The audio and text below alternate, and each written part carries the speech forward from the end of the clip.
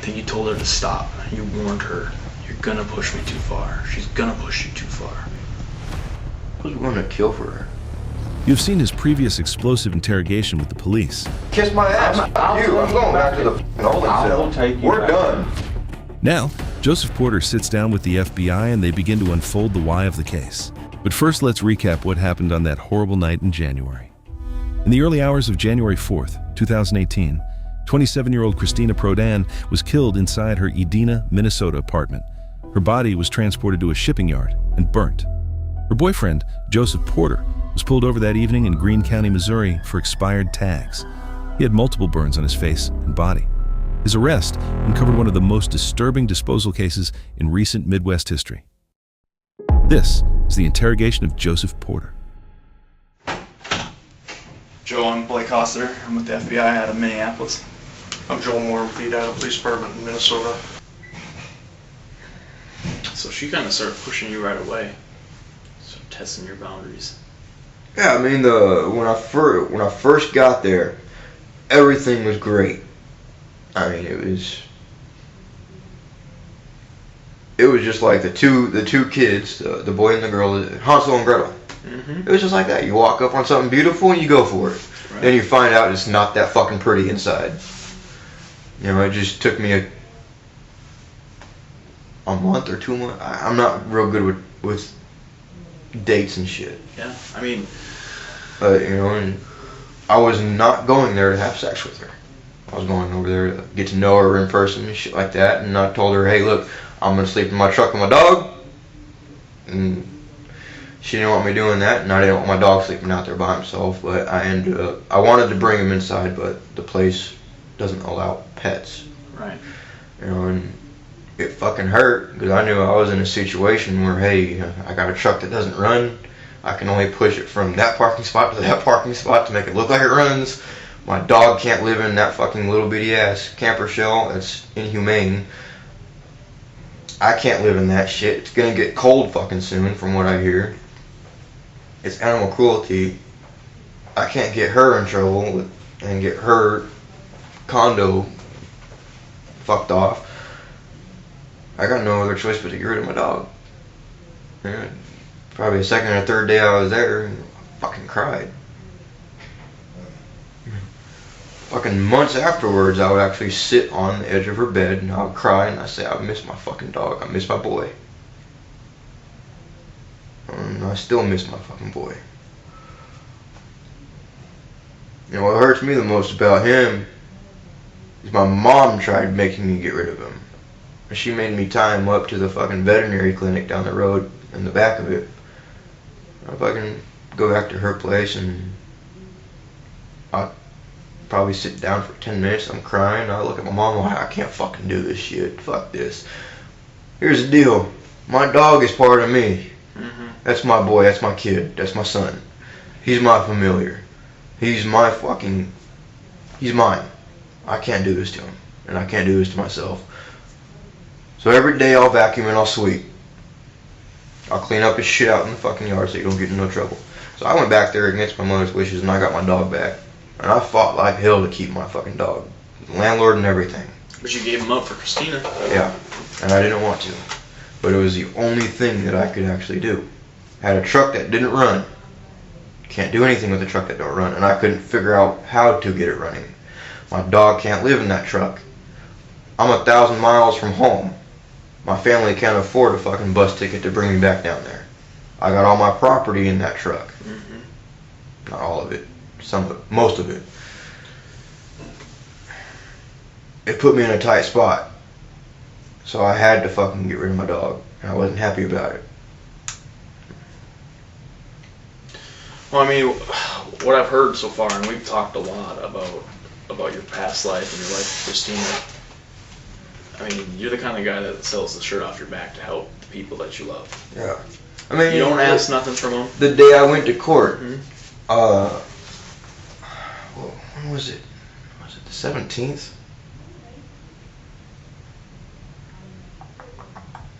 Not when I was going to court because I was getting in trouble with the day code violations. When I was actually supposed to be in court, I actually showed all these no fucking failure to appear and no unpaid fines. Now I got 3 fucking tickets I can't pay off. So I showed up in court an hour before they open. Always show up early. Every appointment, always show up early.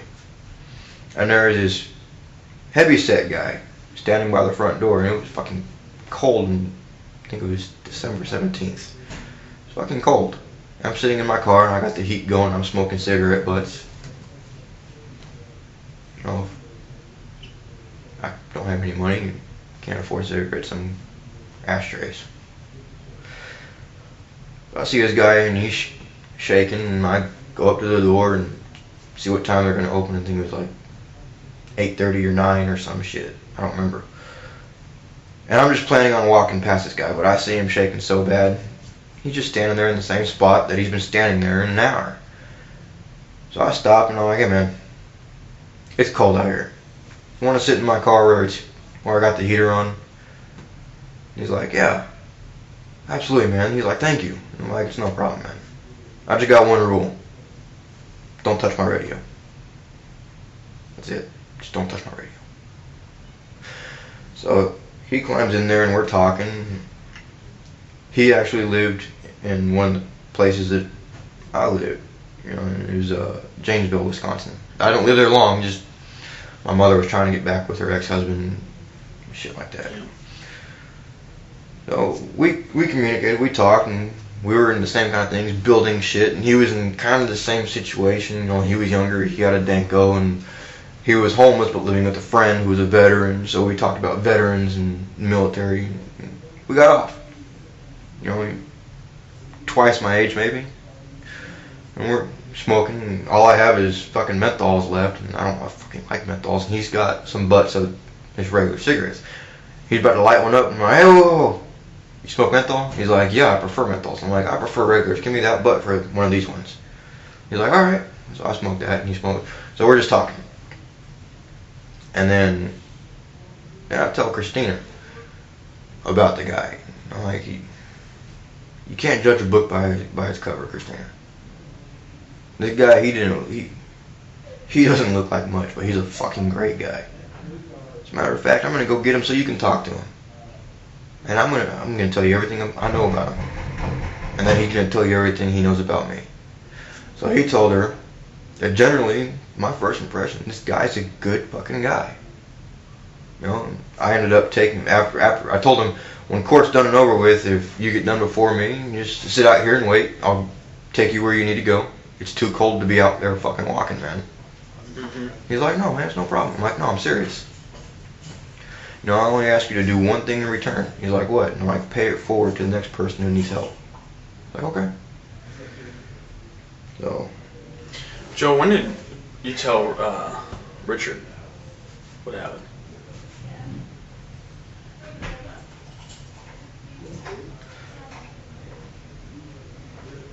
When I was at his trailer. When you got there or before you got there? Huh? I said you didn't tell him until you got there? Or did you tell him on the phone before that? Oh, I didn't talk to him on the phone. For like 6, 7, 8 months I didn't fucking talk. I don't fucking know how long. But then, from when I left, I refused to talk to him. There's only one, I'm going to take it back. I talked to him one time. And that was when I went back down. Oh, you guys, once you moved out of his place, you didn't talk at all for like that whole 7 months? That whole fucking time. Okay, so you were really, really separated. Like, you were done. I was doing everything I could. Okay. And he was doing everything he can to get me back. Okay. You know, he was going through my friends, through my mom, through my grandparents, stalking me on Facebook. And so, did you go to his house before New Orleans, or did you come back to his house from New Orleans? Is that I ended up at his place after everything. Okay. You know, and so he didn't know anything until it was done? I don't fucking know. You know, well, I mean, as far as what you told him. On his phone, he showed me the text messages. Oh my fucking god, my mother is weird. Just fucking weird. I don't disagree. Norman Bates type shit.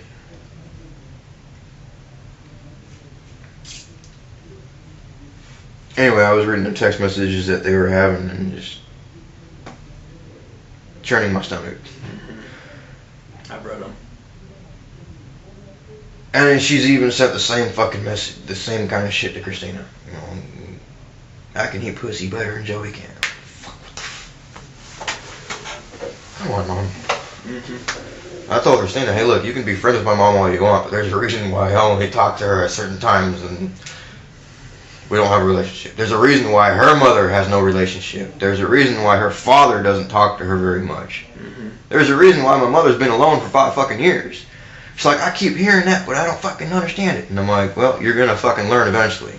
I'm not gonna tell you what the fucking reason is, but you're gonna find out the hard way like everybody else had to. So, I'm going through these text messages and it says something, I can't remember, something talking shit about me. Always talk shit about me. It's supposed to be my mom.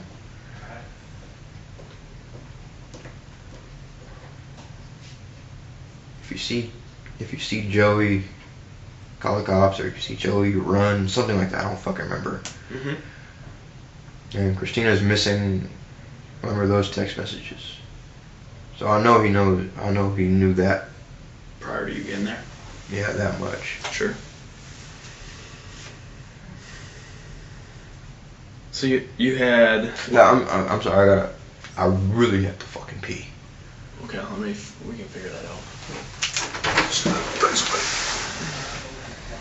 So while he's doing that,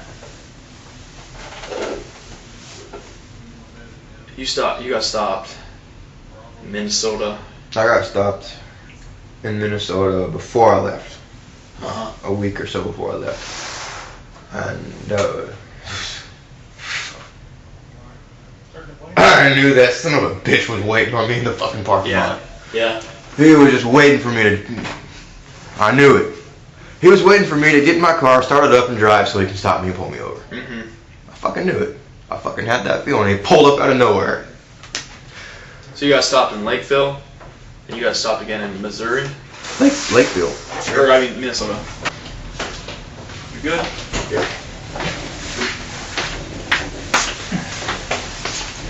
Thank you. Yep. Just because we took a short break, I just want to make sure you know, all your custodial rights still apply, and you can be done with this whenever you want, after a lawyer whenever you want. So this is just still... Oh yeah, I got pulled over any diner right outside the police station. Just another one of those fucking feelings I had when I already knew I was going to get pulled over. Right. And I'm driving the Honda, and every time I drove her car, I risked it. And I told her, hey look, the DMV's right here. You can go to the DMV, get the shit in your fucking name. Yeah. Get insurance on it. It's your car, it's your responsibility. I'm your chaperone. I'm not paying for shit. I'm telling you how you need to do it, you need to do it. Your tags are about to expire. Once they expired, I'm like, I ain't driving your fucking car. Fuck that. It is now January 1st. It was New Year. I'm not driving your fucking car anymore. Now you owe back taxes. You're fucked. Simple. You didn't do what I told you to months ago. And with my car, I had no fucking idea the tags were expired because the guy didn't tell me that. And I bought that car off Facebook, I think. One of the marketplaces. And they just ended up putting the blue 18 sticker on it. Right. Which pissed me off.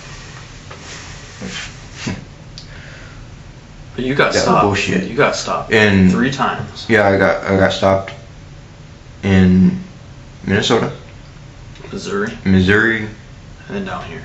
and then Evening Shade. Evening Shade. In Missouri and Evening Shades, they come up and talked to you and looked at the car, right? Or was it just Missouri? No, both of them. At both of them, right? Both of them searched my vehicle. How'd that make you feel? How'd that make me feel? I gave them fucking permission. I know you did. She was in the car. How'd that make you feel? It's a lot of pressure.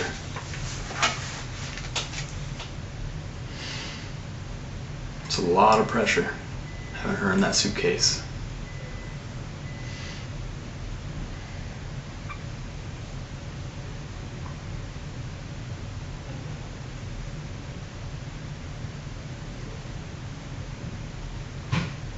I mean, you got out and let him in the trunk at the one stop. That's ballsy. It's been a rush.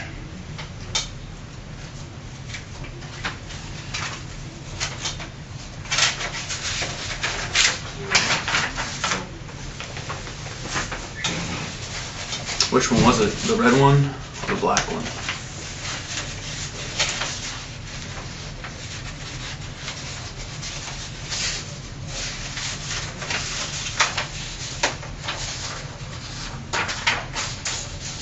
I have my guess on which one it is.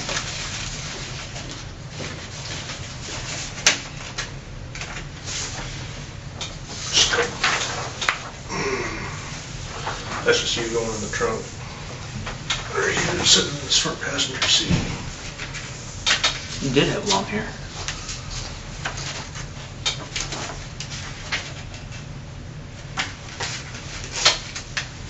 Which one was it, Joey? Is it the red or the black one?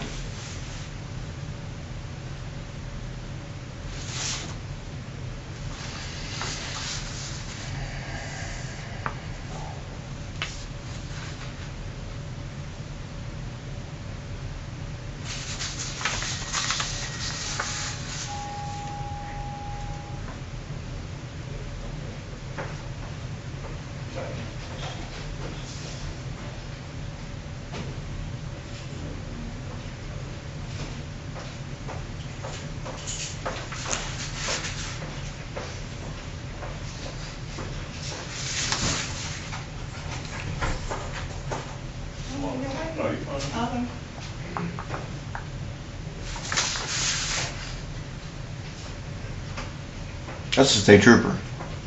Yeah, it's Missouri.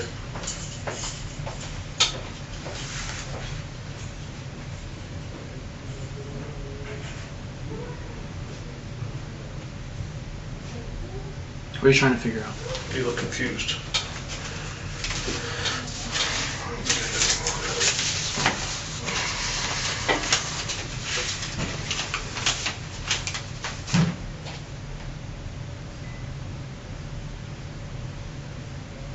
Can I see him real quick? Listen. I told you that we know what happened. We know that she was in that back seat in one of those two suitcases. We know that. You say things are foggy. I'm trying to help you. Let you have some things to look at here to help you get through talking about it. I know she's in one of these two suitcases. I know that's a lot of pressure to sit through 3 different traffic stops with somebody in a suitcase. It's tough. A lot of pressure. Hold it together.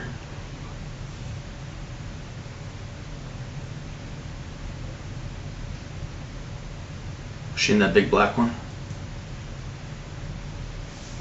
Is that the one she was in, Joe? Seems to me like the one that she'd fit the best in.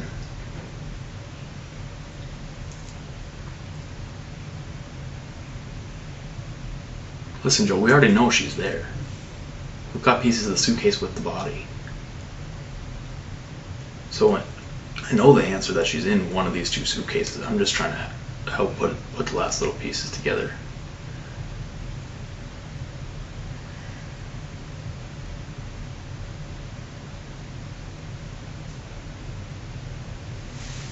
And the one from New Orleans.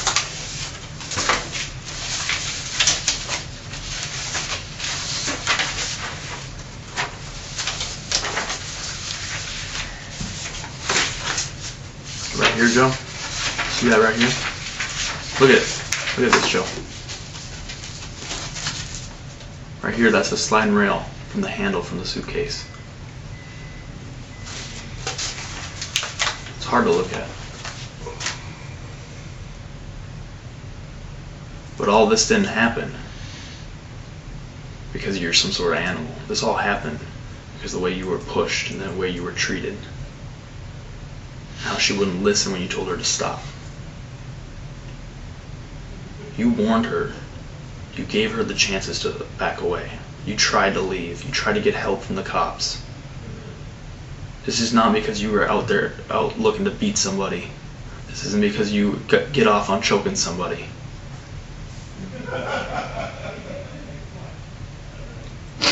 She pushed you too far, and you couldn't keep it together. Right. Am I right? She wouldn't listen, and you couldn't keep it together. You put your hands on her neck, and you choked her.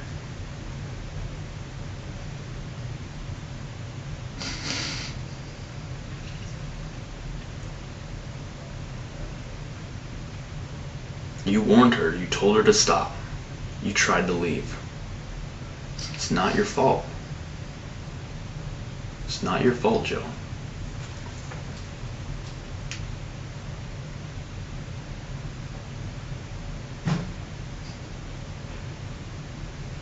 You told her to stop, didn't you? Told her to let you leave. Leave you the fuck alone. You told her, didn't you? You warned her. Repeatedly, you warned her. She just wouldn't listen.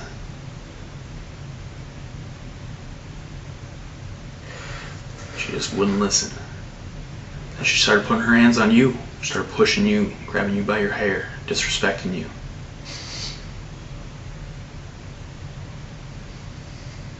A woman needs to know when to stop.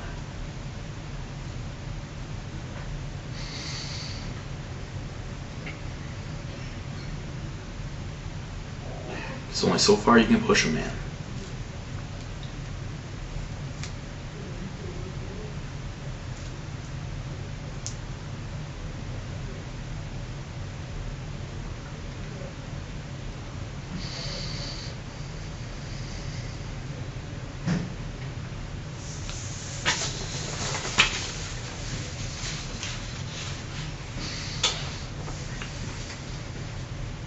Joe, what happened to the Honda down in New Orleans? Did it stop running?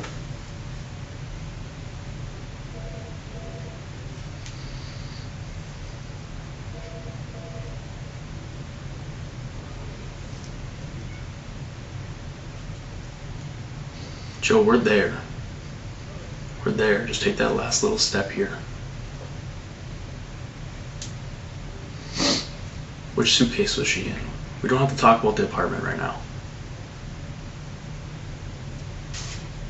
Just say red or black. Get it off your chest. Then it's there. Then it's done.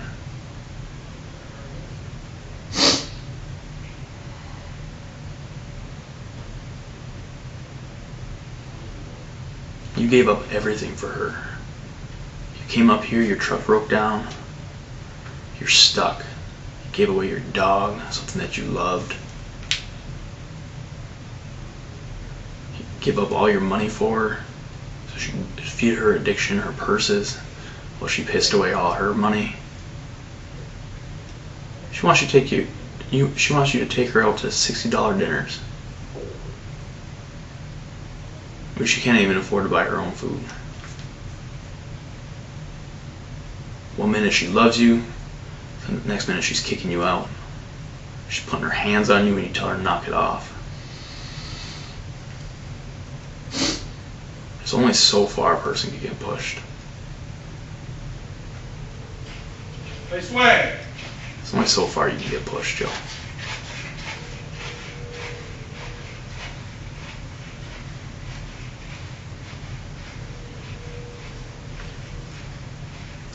What I think happened is after she grabbed you by your hair and you grabbed her wrist and stood up, that the world went black. The anger took over.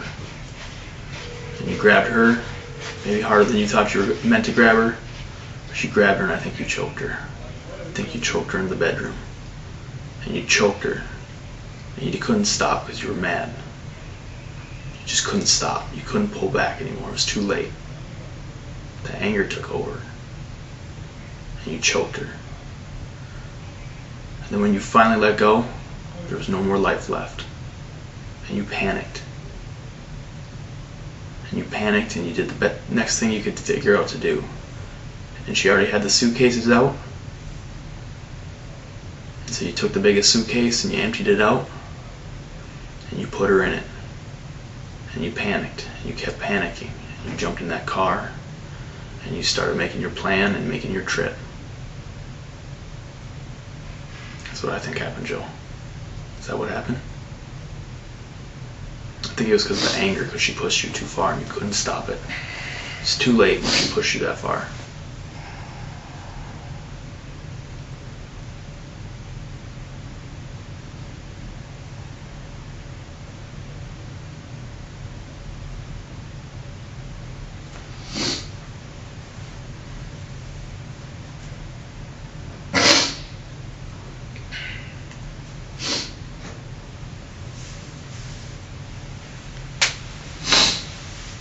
Is that what happened, Joe?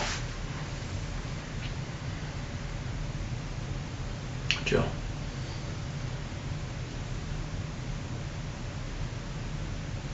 Let it go.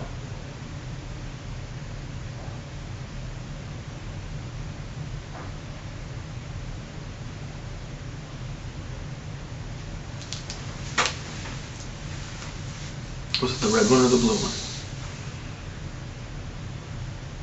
And the black one, whatever color that is.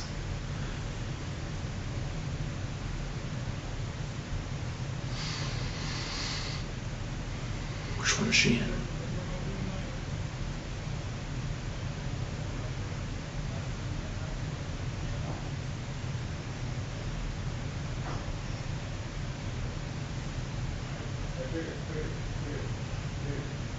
Which one is she in, Joe?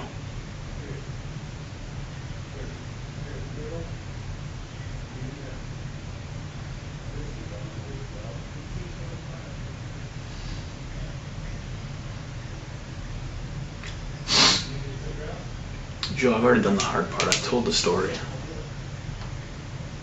That's what happened, isn't it?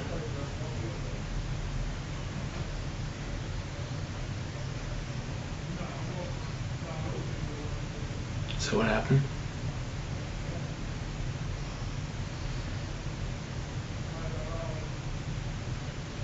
I'm right, aren't I, Joe?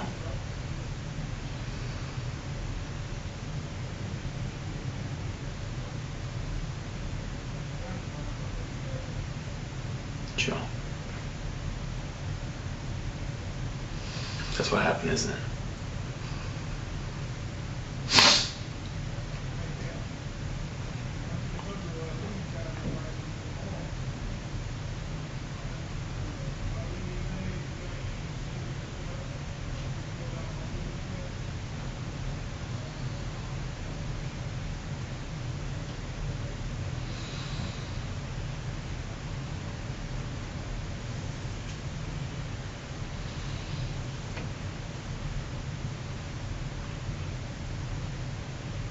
The hard part's over now. Gotta see that picture again. Which one? That's your baby. That's your baby. Am I right? Is what I said is what happened, isn't it, Joe?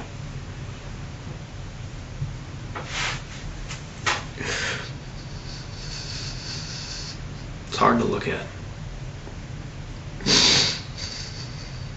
It's hard to look at.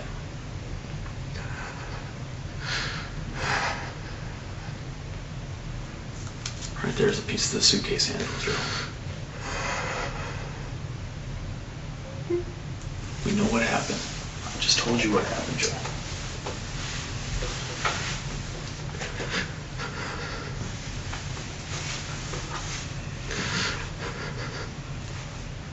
Am I right? That's what I said, what happened? Just let it go.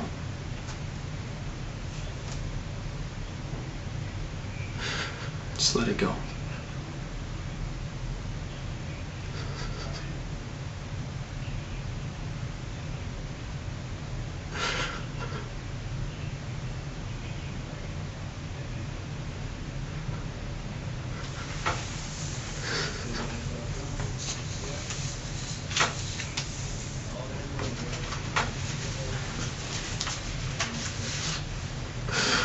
She pushed you too far, didn't she, Joe?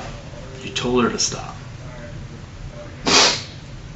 You told her to let you leave that apartment that night. You tried to leave. Your gut told you you needed to leave. You just wanted your stuff and you were gonna go. She wouldn't let you. She kept pushing. She kept pushing. She put her hands on you.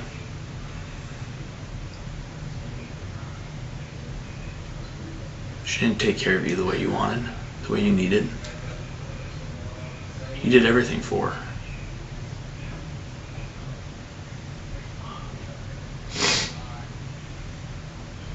Literally gave your last dollars for her when she wanted it. So she could buy a Coach purse, $400 purse off of eBay or wherever. She didn't even spend it on you. She had Jacob on the side.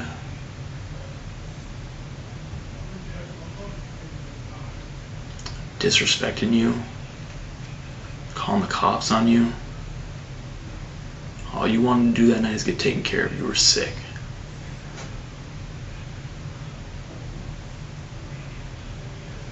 And instead she searched through your coat, took your keys. Then she disrespected you as a man. She grabbed a fistful of your hair.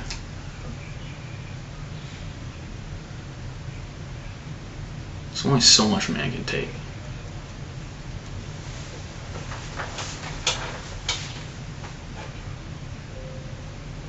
There's only so much a man can take. It's not what you asked for. It's not what you wanted. There's only so much a man can take. So when she grabbed you by the hair, that was one line too far. Then the anger came, didn't it, Joe? Is that when the anger came?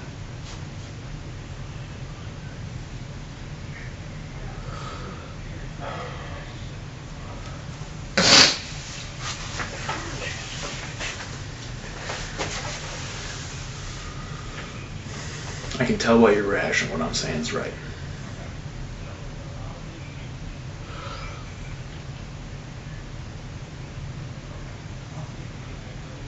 It's tough to hear. It's tough to see. Take the next step.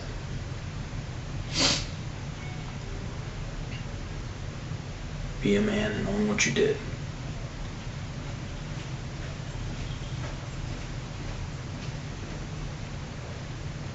Let that weight go.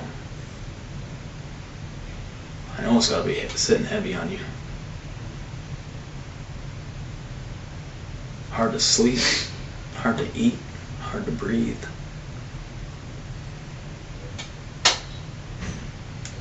You already said you're having dreams. Let it go.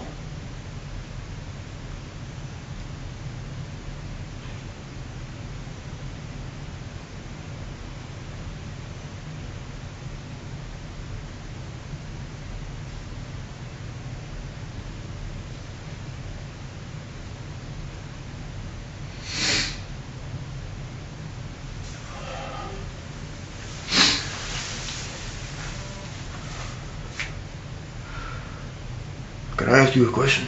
Sure. You have all these statements and all these forensics. Mm-hmm.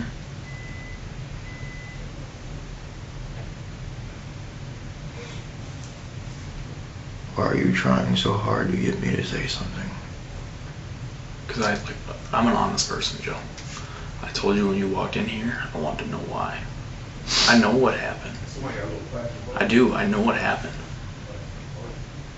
Everybody that's been involved in this investigation knows what happened. I already know what I just said was true. But I don't know why. And you're the only man that can tell me why. And without the why, I can't present the whole picture. And just as much as I want things to be done right for Cristina, I want things to be done right for you. And I think it'd be bullshit if I only heard one side of the story.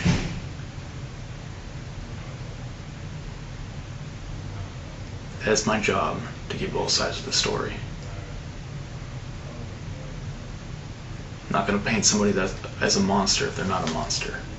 And I don't think you're a monster. I think you were pushed too far. I think you tried to leave.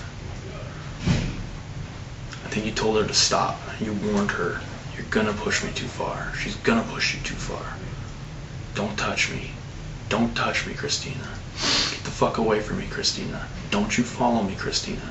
Get out of my car, Cristina. And she wouldn't listen.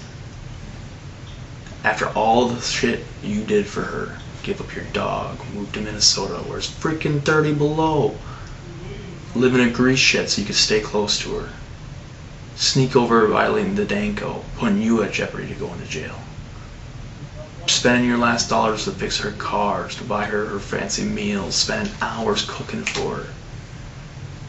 What'd she do? What'd she do? Spend your money on purses? See another dude behind your back? I talked to Jacob. I know what happened there. His creepy little foot fetishes. I know about him.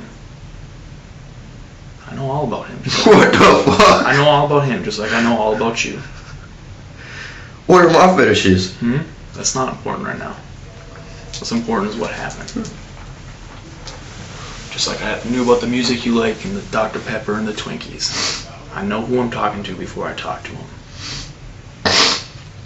That's why I came here today, Joel, because you have a side of the story. Both of you guys travel like 1,000 miles. That's right. I'm pretty sure by airplane. He drove here from New Orleans. You're from New Orleans? No, we were down in New We Orleans. just came from New Orleans. Before we came up here. We're not here to play games, Joe. I think you can realize that with what we're presenting to you. You kind of know what the picture is. What I'm confused about. Joe, listen, Joe. Let's stay on You track said here. you want to know the why. Mm-hmm. I told you everything I could. Mm-hmm. But then you're trying to put it off on something else. Let's get through the whole story. Let's get through the whole story, Joe.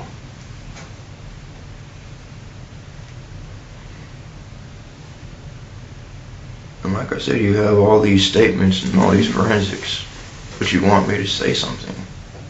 I don't need you to say that you put your hands on her neck. I know you put your hands on her neck. But why are you pressuring me, dude? I know the actions that you took.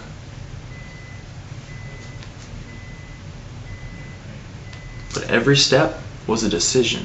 And every decision, there's a why. And I want to know the whys. That's why I'm asking you. And once we get past what happened at the apartment, then I want to ask you about why you went the route you went. And I'm going to ask you about which suitcase she's in. And I'm going to ask you why you got a shovel and an ice pick. In the axe pick. There's whys to be answered here, Joe. You either had a plan, you had this all planned out, you were looking for somebody to kill while you were stalking people on the internet, or you came up there for what I think happened. It's because you met somebody that you cared for and that you thought you had something in common with, and you fell in love unexpectedly. Because you know how that saying goes: as soon as you stop looking, it shows up. But she wasn't what she said she was. She wasn't that woman that was going to take care of you. It doesn't mean you don't love her. You can't help that.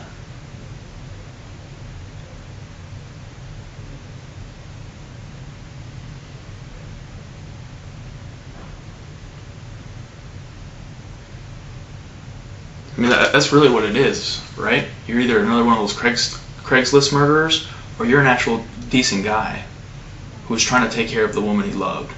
He got treated like shit. And that's the I reality. was at Richard's house. I already knew you guys were outside.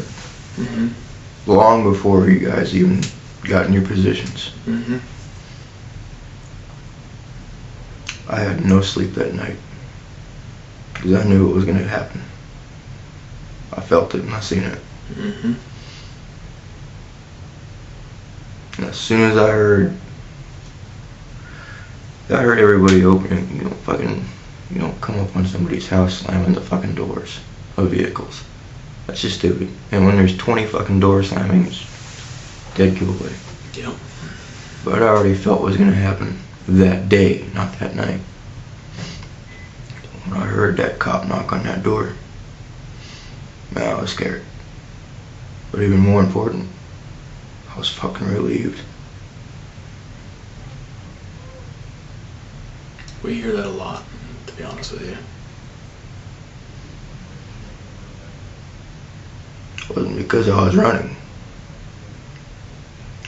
Smart enough to know that you can only run so fast and so far until you're tired and you have to take a break. Yep. It's when you stop, or you visit your family, or your friends, or you get online or use any of your information, credit cards, food stamps. It's when they'll get you. Yeah. It's only a matter of time. I was very relieved. And the entire time, there was only one thing that I felt. And that was fucking fear. Life was taken and death's owed. There's the great unknown right now for you, Joe.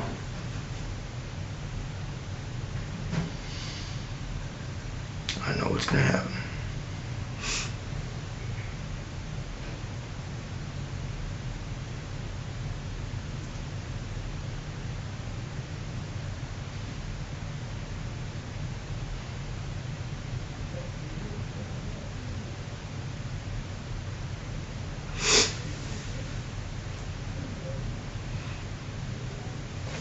So why fight?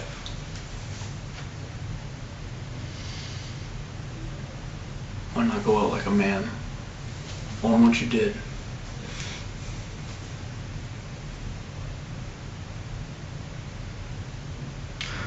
I met a kid who was in prison. Mm-hmm.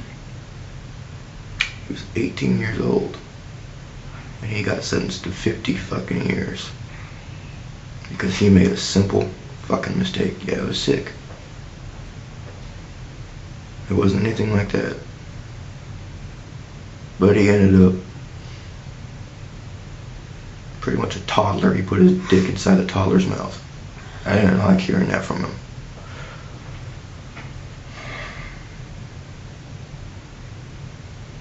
And nobody knew about it. But he went up to somebody and he told them, and all he wanted was help. Mm-hmm. And that's why he told them. Instead of getting help, they fucked him over. I'm not offering help, Joe. I can't guarantee you what comes down if whether you go to a mental institute I'm not going to a mental institution. or if you go to prison. I can't help you with that. I know exactly what's going to happen. Whether I fight or whether I don't fight. Mm-hmm.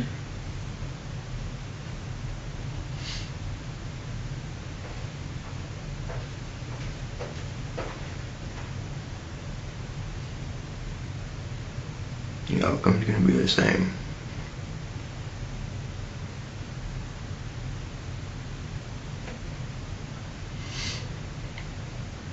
If the outcome's going to be the same, you got to make a decision, Joe. You got to make a decision. Do you want to carry this alone, or do you want to get it off your chest? What It happened? doesn't matter if I talk about it or not.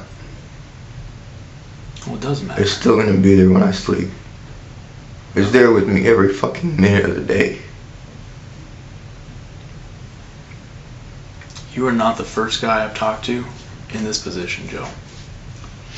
I've had this conversation with multiple men with similar actions, facing similar consequences. And right down to the last of them, they have all told me when everything was done and they've been sentenced, the one thing that they were happy they did is that they talked about it. Because yeah, the bad dreams are still there. Yeah, you still feel shitty. But that weight is gone. Because now at least you've owned the problem. It's personal responsibility.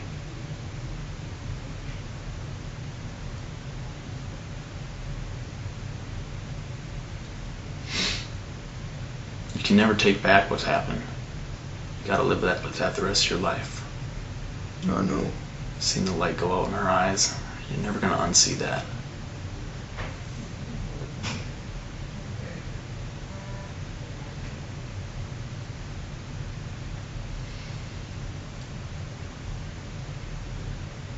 But you owe it to yourself. No. I owe it to her.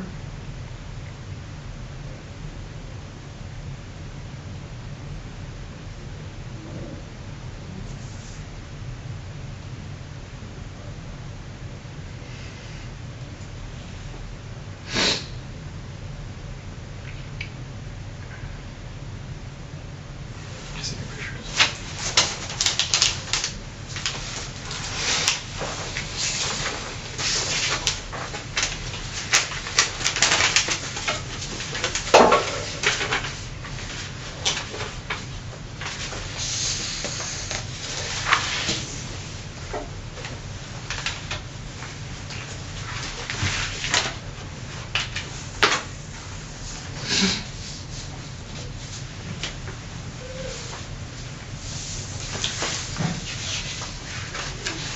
Joe,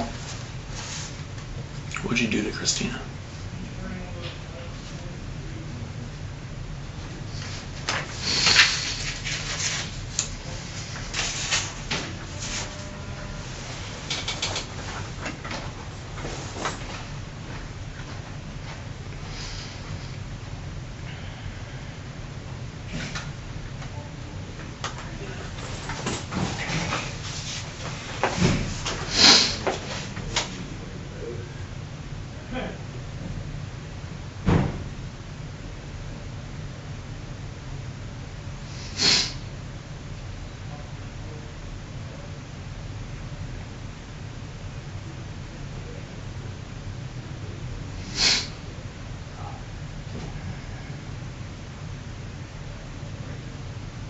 Joe.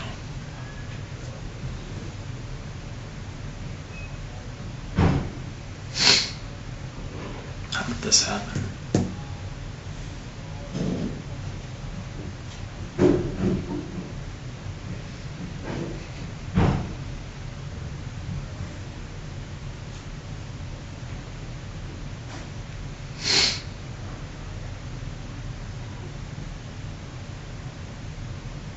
Did you choke her?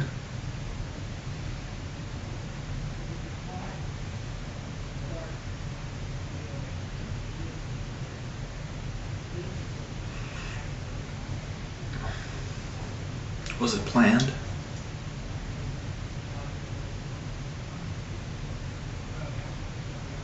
Or was it an accident?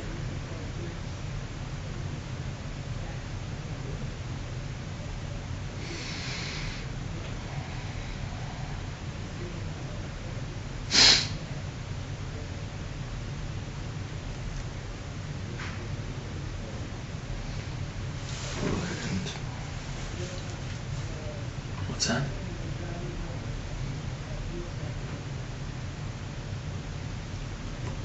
That night we went to hula hands.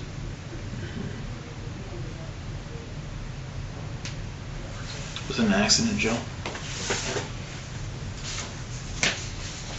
You didn't mean to do it.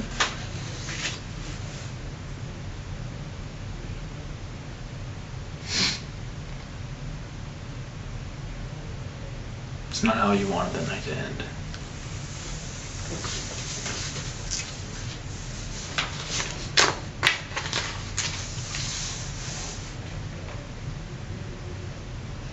It was an accident, wasn't it? You didn't mean to do it.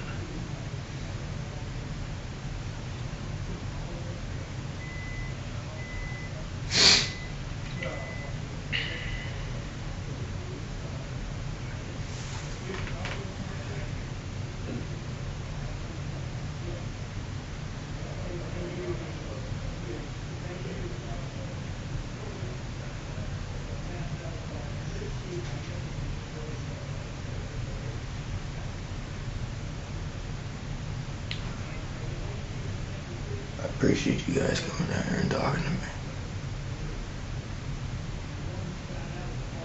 But I'm done talking. It's your choice.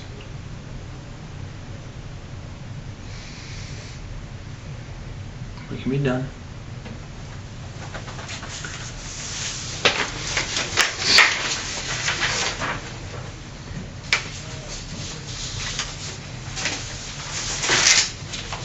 Your dogs. Chasing any money.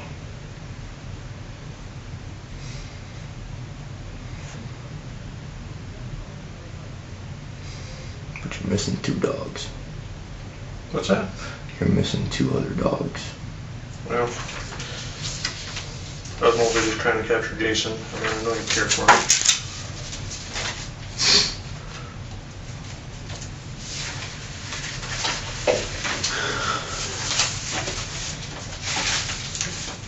When you say that you owe it to Cristina, don't you think you owe it to Cristina to just to say what happened?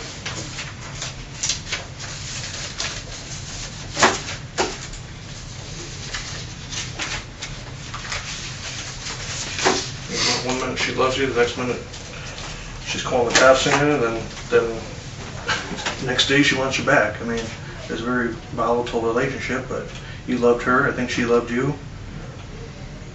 It got out of control, shit happened. You talk about how well you took care of her. I think you did. And you tell me you owe it to her. Right now, at this point in time, I don't want to say anything else. But I will say one thing. Kind of pertains to it, kind of doesn't.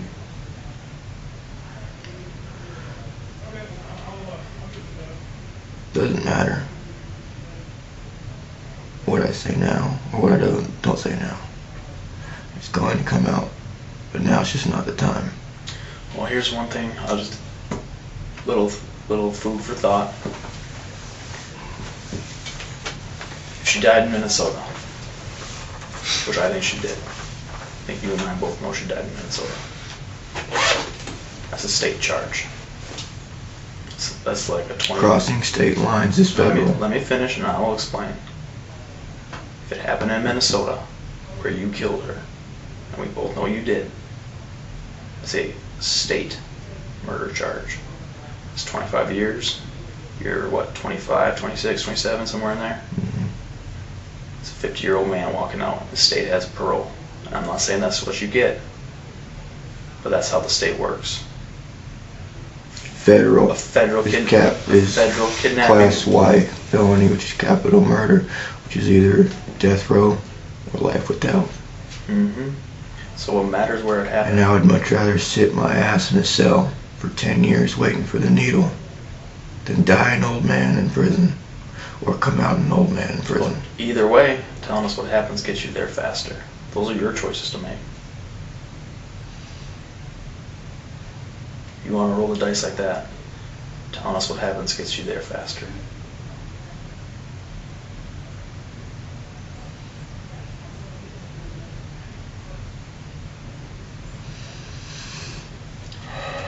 What time is it?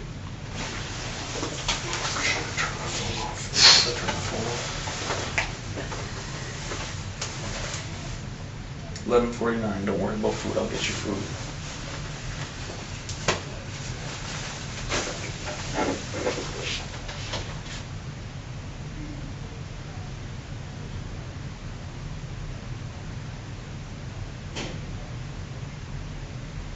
So you want a confession? And that'll seal the deal. Guaranteed. I don't make any guarantees in this world. That'll guarantee my fate. Your fate is sealed. That'll make it all a whole lot quicker. There's no trial or anything. It's true.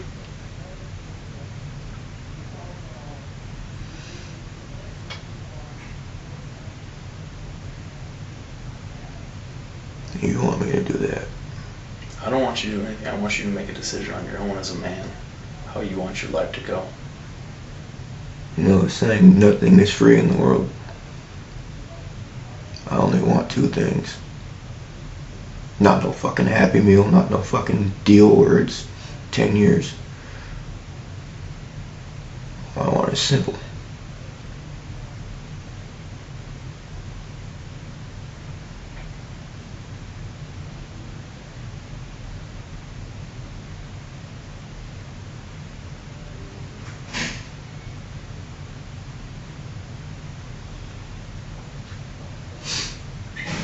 we can record it, video, voice.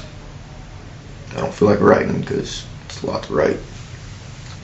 This whole room is recorded. Good.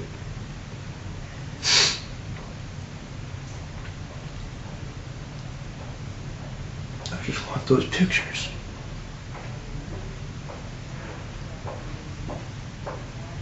And I want you to give me the fucking needle. That's not my decision, Joe.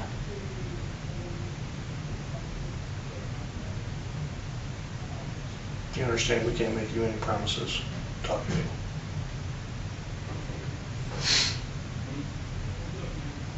Tell us what happened.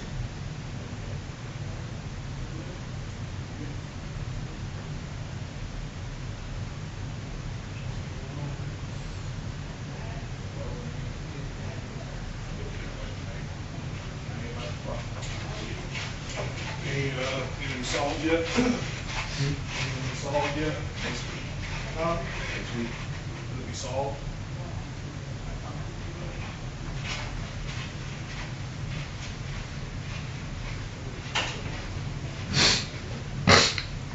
I want to go back to my cell.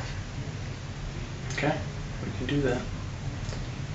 Once we're done, though, we're done.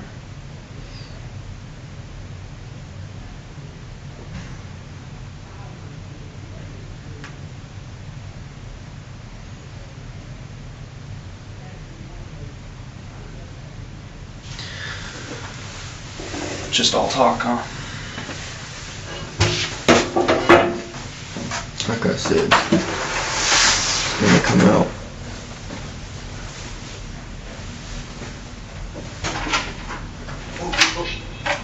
I can read some of that. He's ready to go back. He's ready to go back to I'd be willing to give you the pictures of the dogs. You know what pictures of your dogs?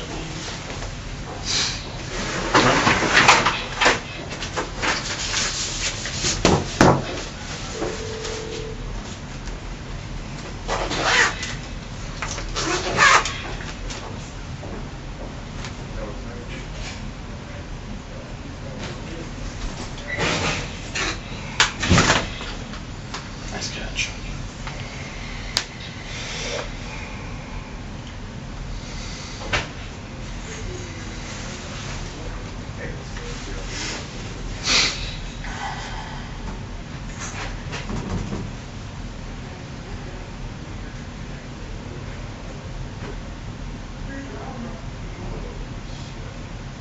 Why'd you want those pictures?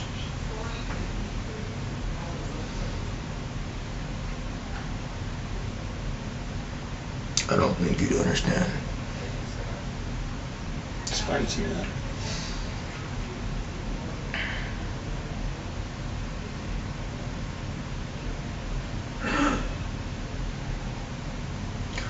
I don't get off on pain.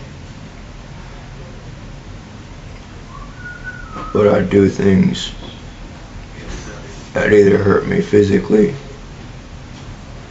or psychologically. Just so I can feel something.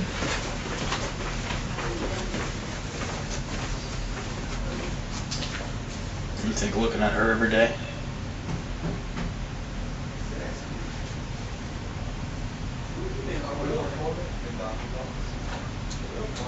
I don't think her family would want that.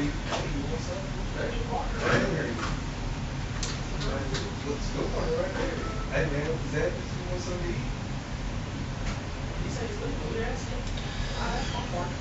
think what the family wants is closure.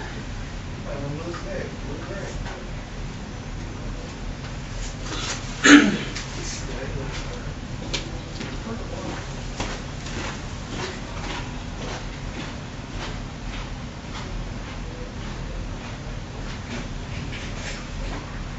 think they want to know why.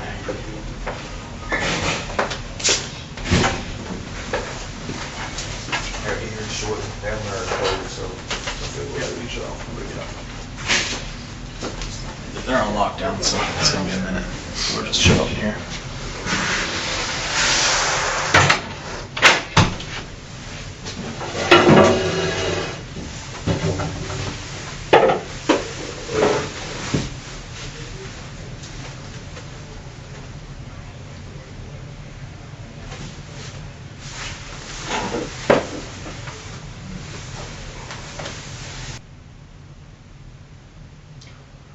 I was living with my mom.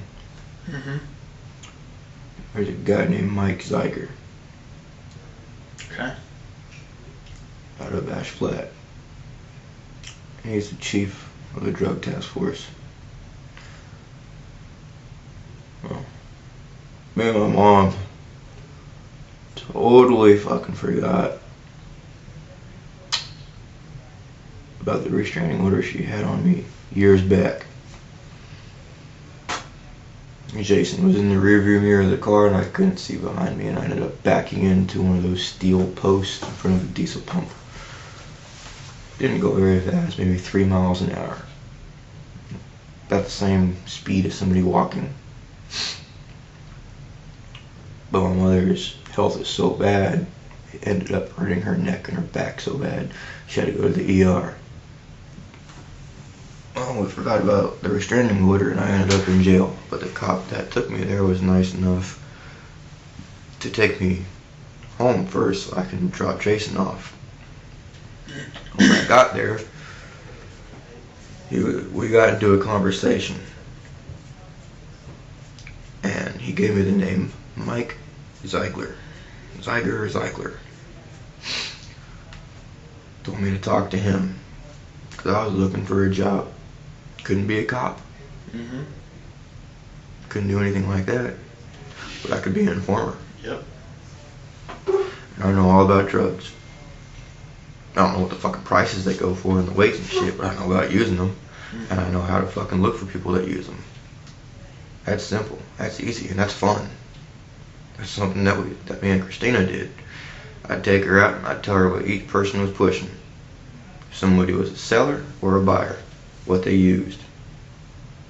It was always simple for me. So I talked to this guy Mike.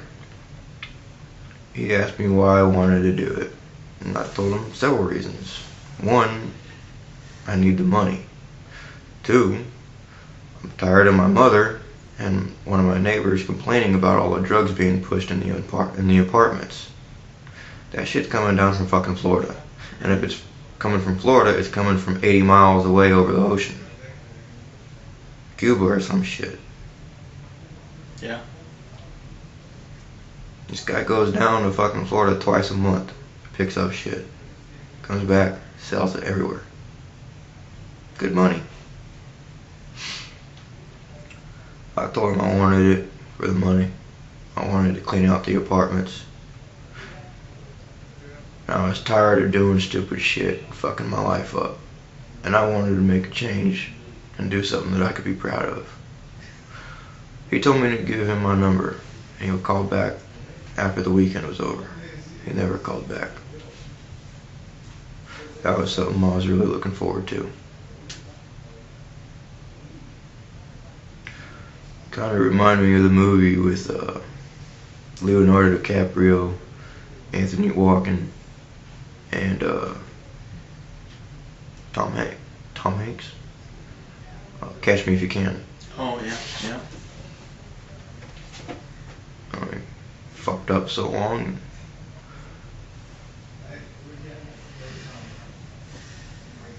Finally did what he was good at. That was a good movie.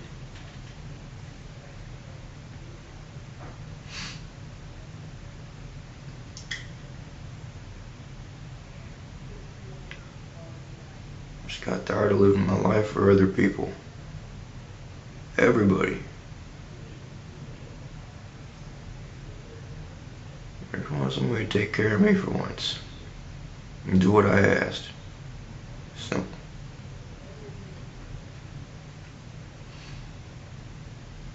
I wanted to settle down.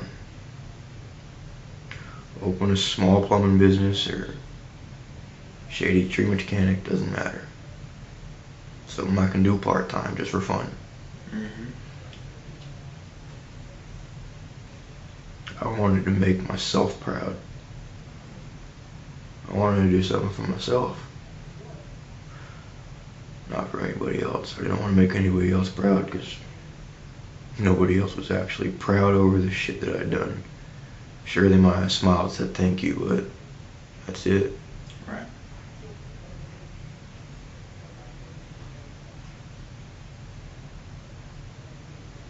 working with Mike Zeiler would have been something I would have been fucking proud of.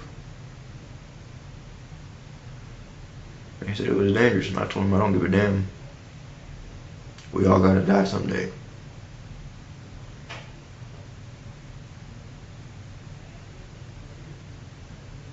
Doesn't matter. People are scared of death because they don't understand it. They don't know what's actually on the other side. Each culture has a religion. Mainly it's Christianity in this country. Heaven and hell. God and Satan. Good and evil. Yin and yang. Polar opposites. But identical. Both are kings. Both are rulers. Both have their own fucking kingdom. Both have their own kinds of armies. Both house the same fucking thing. Souls. That's just in Christianity. Are you explaining why you aren't scared of dying? I've died twice when I was a kid. 2 asthma attacks. And I don't remember seeing no fucking Satan and no God. I don't remember anything. There is absolutely nothing. People are afraid of what they don't know. I know there ain't shit on the other side. That's why I wasn't afraid to die over a fucking drug deal. That's why whenever I first started being with Richard, I was never scared when his pistol went down my throat 3 times. Locked and loaded. Safety off. I did not care. When the feds came to me, the 9th, and the fed told me I had to get a bullet in the brain, I looked at him and smiled. I didn't care. I'd much rather be in a closed casket anyway. And when I tell you that I would much rather have a needle than die an old man, that's true. Then why are we doing this dance?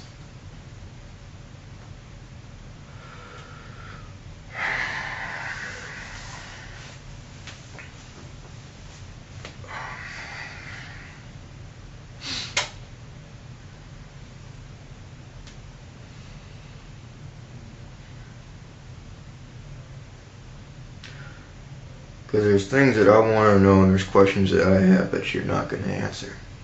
How do you know if you don't ask them? I've already asked them. What's that?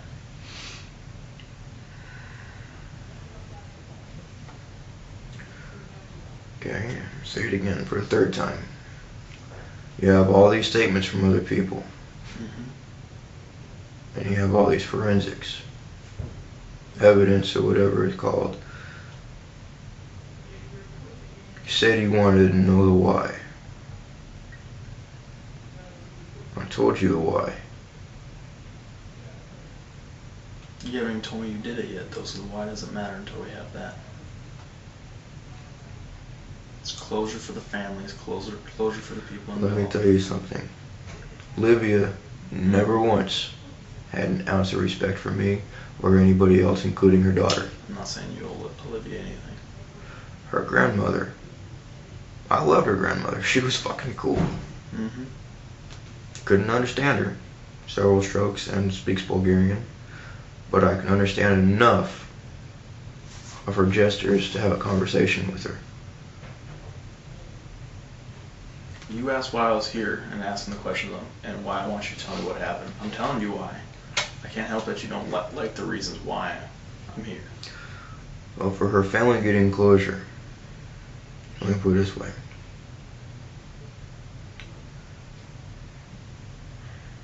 She's gonna be buried.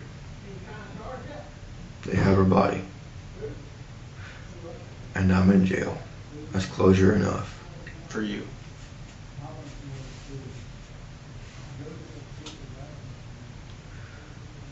Morning people don't want to know details.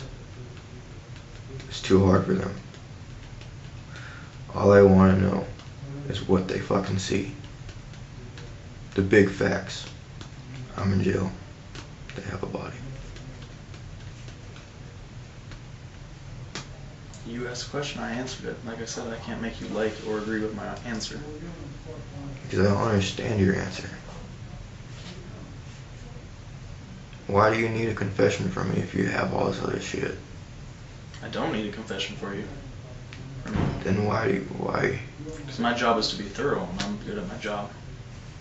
I do what I can do to Well, do it. evidently you're good at your job. I see. Was that Lady Liberty? Yeah. Lady Justice. So,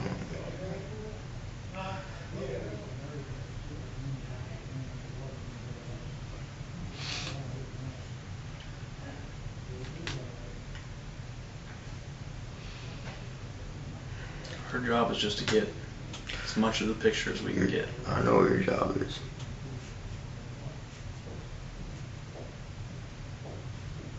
You want all the details. Good to bad to ugly from every individual you can. That's right. And the second somebody says something, what's the word, incriminating, is when that shit is taken to court and fucks somebody over.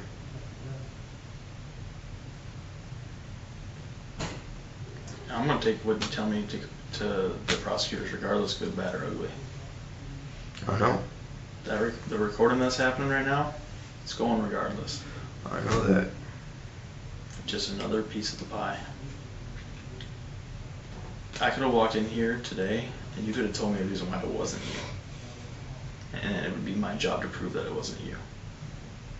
I don't give a shit if you're guilty or not. My job is to get the facts.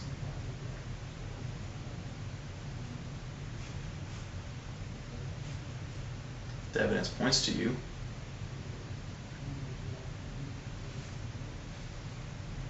But if there was something that happened that would point me in another direction, I would work that angle just as hard.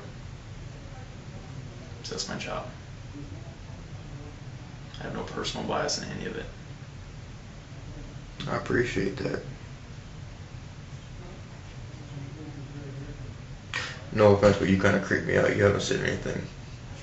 You just sit over here in the corner the whole time quiet. I was letting Blake talk. I'll be happy to talk to you. I mean, we didn't. I think Blake and I are pretty comfortable with where we're at, okay, in the investigation. I think with what we've demonstrated to you that we've done a thorough investigation. We know kind of everything that happened.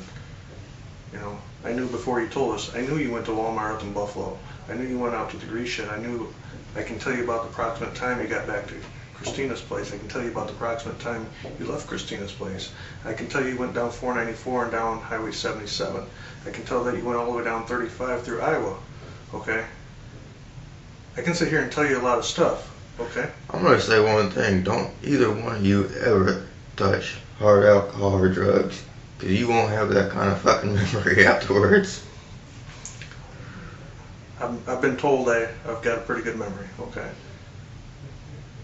And I think we've been fair with you. Okay? But we're here to get your side of the story.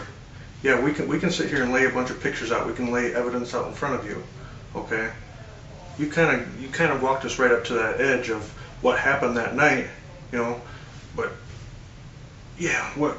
Okay, so after that, what happened? What was going on in the apartment after you couldn't take it anymore? You know. These are the little questions. Yeah, Livia might not want to hear it. Other people might not want to hear it, but we're here to get your side of the story. What happened? What were you thinking? You know, why did you stop in Belton, Missouri? And where? Belton, Missouri, in Home Depot. Okay, why did you stop there? What caused you to stop there? You know, those are some of the answers we're looking for. Why did you stop there? In Missouri. Yeah. Look, there's only... Fuck me. You stopped in Belton, Missouri, man.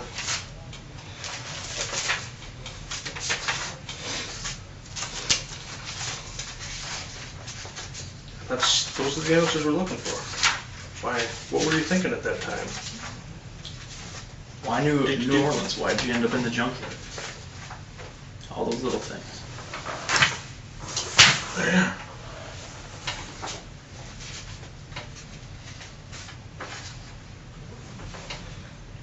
pieces now. And that's just one photo. I mean, we got the whole video, but I'm just saying, we know all the parts. We just want you to fill in the details. And there's a storyline that goes with it.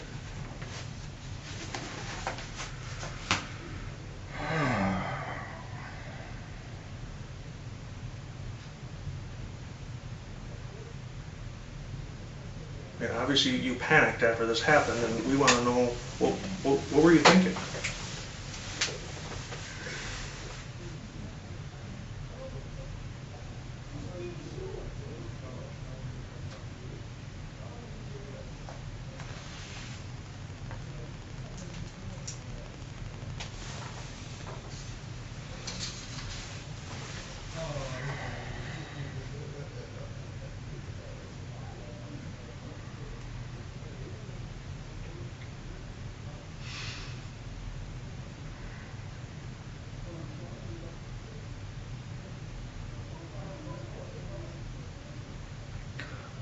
I don't mind answering the questions.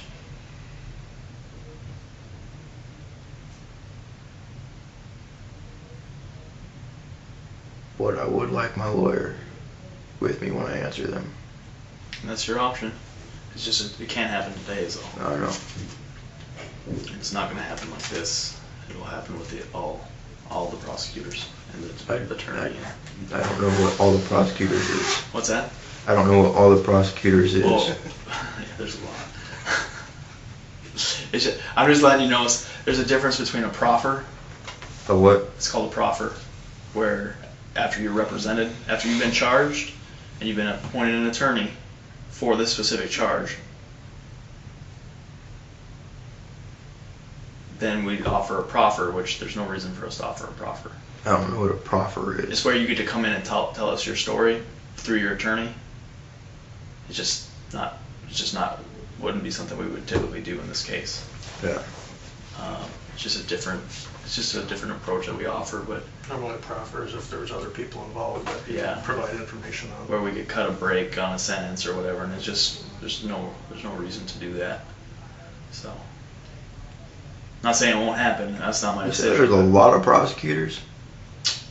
You got a Hennepin County prosecutor, you got the 2 United States attorneys, you've got the one that for the charge that we can't talk about down here, you've got the one in New Orleans for the obstruction of justice, which has got a 40-year hit to it. Huh? Obstruction of justice of what? You burned a body in New Orleans, buddy. You gotta face charges there. You got a whole world of hurt on top of this right now. And unless we can sort some of the smaller details out, you're gonna have to face them individually with each individual lawyer. So that's what I'm saying. Like, we came down here to try to sort some of the small details out, get the answers, and typically, if somebody's cooperative, what I've experienced in the past, when people are cooperative, they try to tie everything together and do a global plea or trial and get it all into one jurisdiction, as opposed to leaving it farmed out and facing penalties in all the different jurisdictions. But that's not legal advice, it's just what I've experienced in the past.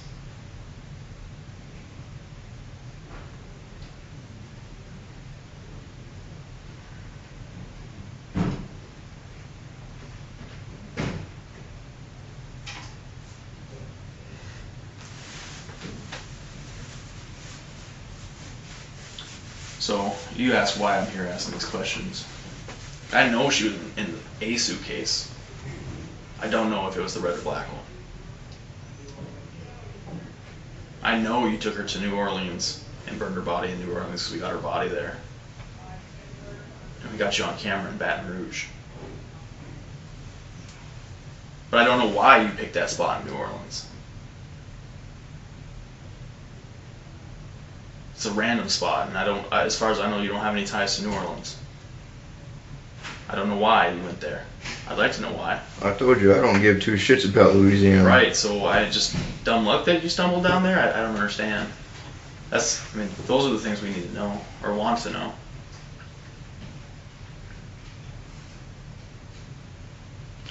That's just like asking me what the fuck is E equals MC squared. I know E is energy or electricity or some shit. You know, did you knock her out and take her, into a different state and find a spot and kill her there, or did you kill her in the apartment? Those are the little things.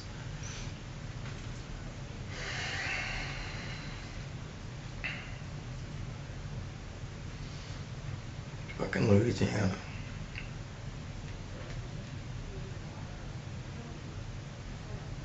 Did you make all these multiple social media profiles looking for your first victim? Was this a pre-planned thing, or did you do it because you were pushed too far? Let me tell you something. Okay. Another thing with the Christians, they have their golden rule, right? Do unto others as you would have them do unto you. I live by a creed from my religion. And if it harm none, do which you will. The only time that I've ever killed anything in my adult life is when I needed food. Mm-hmm. Squirrels, doves, Well, it's not the only time. quail. I may not practice my religion the way I'm supposed to, but I do take it as serious as possible. It's just not something that's cheap. Mm-hmm. It's something that has to be done every day. Sure.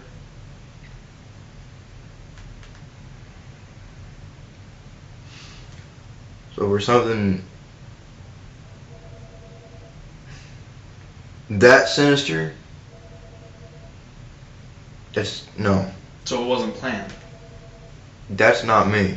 So it wasn't planned. I don't make plans, period. Well, that's important. There's a difference if you planned to kill her or if you accidentally did. There's a big difference there, Joe. What I plan to do with her, get my divorce, marry her, and have a kid and start a family. Right. And that's important. That's the why. That's a why. Why did it happen? Was it a plan? Or was it it was an accident that wasn't planned? Those are the things that we're trying to sort out. I believe you that it was not planned. Those social media profiles. The one that it's not the first one, because I know the first one I had was MySpace back when I was a kid. And that was just with my friends. The one that I had when I got out of prison, when I met Richard, he helped me make Do you want us that. to get you some food? I'm hungry. Joel, can you see things right about lunch? He helped me create that one. That was Joseph Sean Anthony Porter, and then later it changed to Joseph Sean Anthony Crawford, I think. I didn't even know the fucking password to that one, so I really couldn't even use it. When I left him, I created my own, Joe Porter.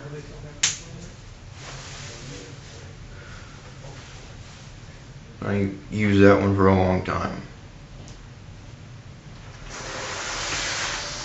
When I moved up, or when I met Cristina, is when I started using other names.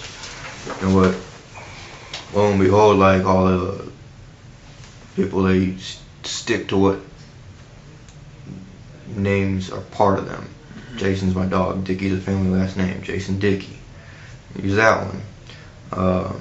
I think there was one, Anthony, I can't remember. Sean, I don't remember my middle name. But I used all those because she blocked me on the other ones. And all I wanted to do was get closure from her. Like, hey, look, I'm confused. You threw all my shit out. You threw me out with no explanation. All I want to do is talk, find out what's going on. If you want me gone, I'll respect that. If you don't want to hear shit from me, I'll respect that. But you need to tell me exactly what's going on so I understand it. That's why there was the other Facebooks. And then the last one, I can't remember what the last one was I used, but that was because she created the Sabrina Mayfair and I created the other one when we had the Danko.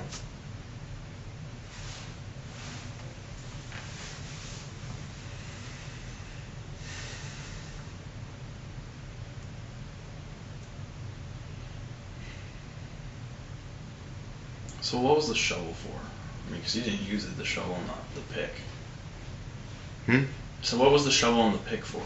I mean, you bought it for, I assume you had a plan at that point, and then it didn't work out? What was your plan with that?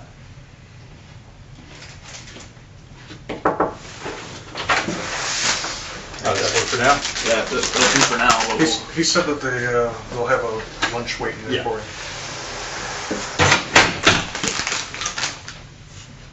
It's not your healthy food, but Who said I eat healthy?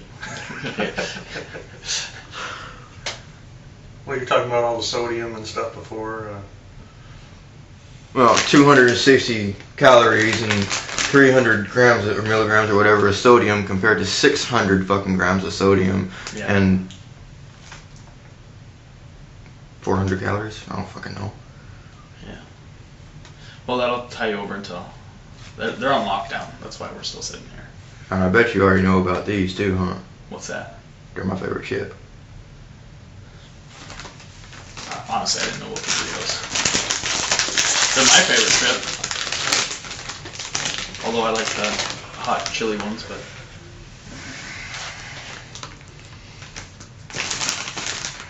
You get stuff like that through Canteen?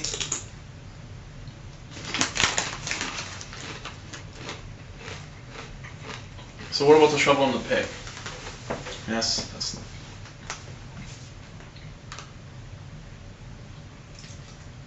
I originally, before I knew where you got them at, I originally guessed that you were planning to bury her in Minnesota and realized the ground was too frozen. But then once we actually sorted out where you got it, that didn't make sense anymore.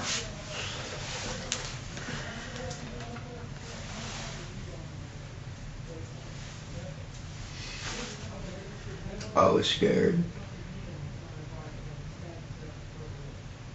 It's the only thing I felt.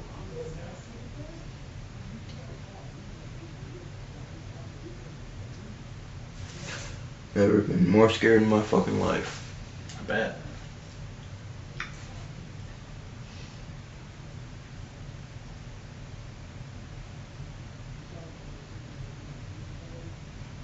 So was your plan by burning her? You thought that she would be I completely consumed? I know about dental records.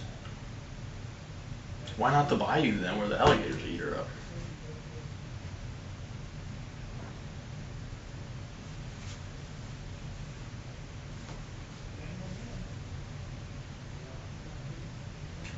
Because that's...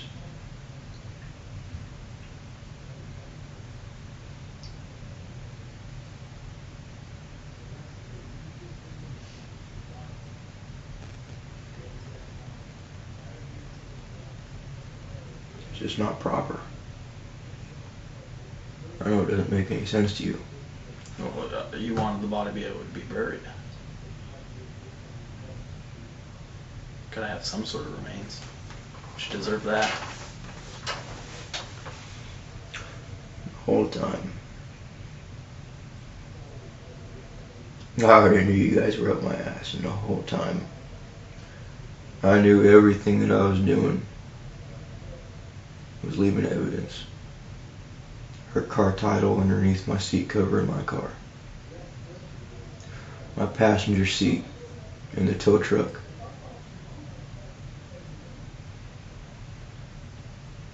Everything that I did. I knew every piece of evidence that I was leaving. Why'd you take the passenger seat out?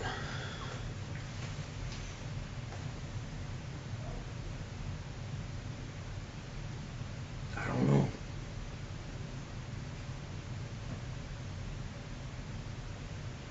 Did you take it out right at the junkyard, or did you do it before you got there? I don't know why I did that. But I know I didn't want to fucking run.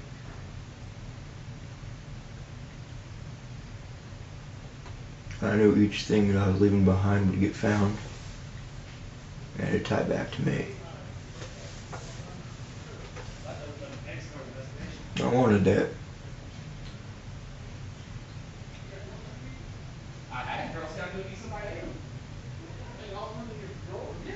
So if you knew you were leaving all this evidence behind, then why run?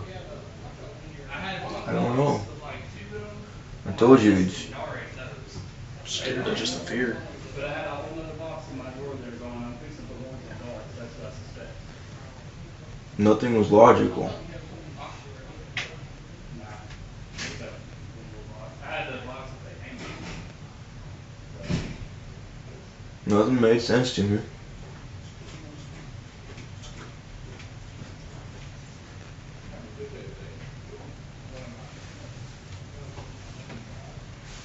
Half of me wanted to run, half of me wanted to get caught.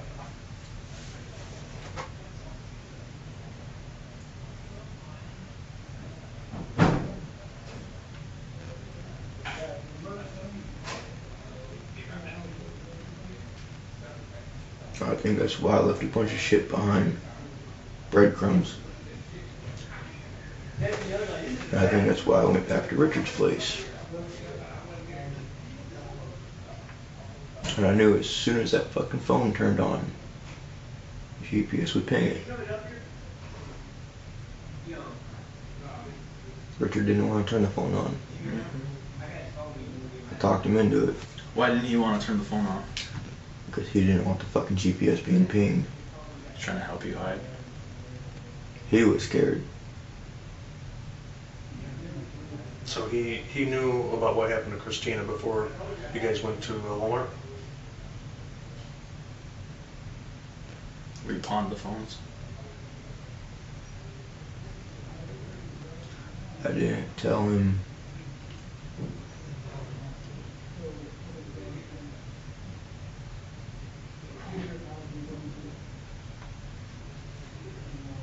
I gave him a chip, I didn't give him the whole bag. Sure. I didn't tell him everything, I just said, I know. Well, he told us what you told him. Yeah. And when I finally told him everything, it was later. Okay. So what chip did you give him that he didn't want to power their phone on? That it was her phone. Well, why would that be a big deal? Because he does not want to be involved in that kind of shit. But what did he know? I mean, if it's just a stolen phone or something, what's a big deal if it's just a stolen phone?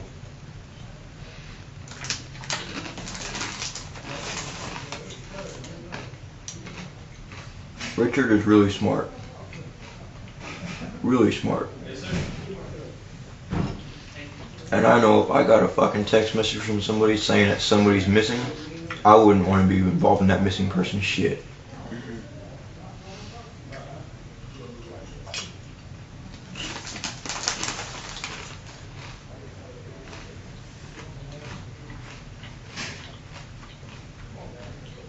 Can you tell us if it was the red or blue suitcase?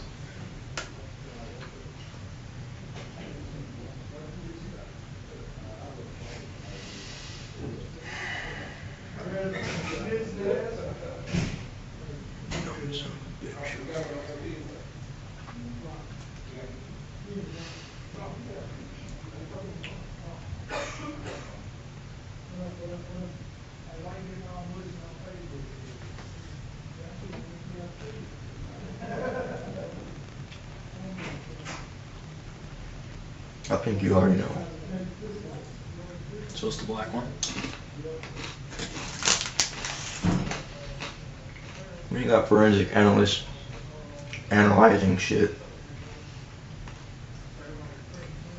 they're going to be able, by the frame, structure, or whatever, to figure out the make and the model.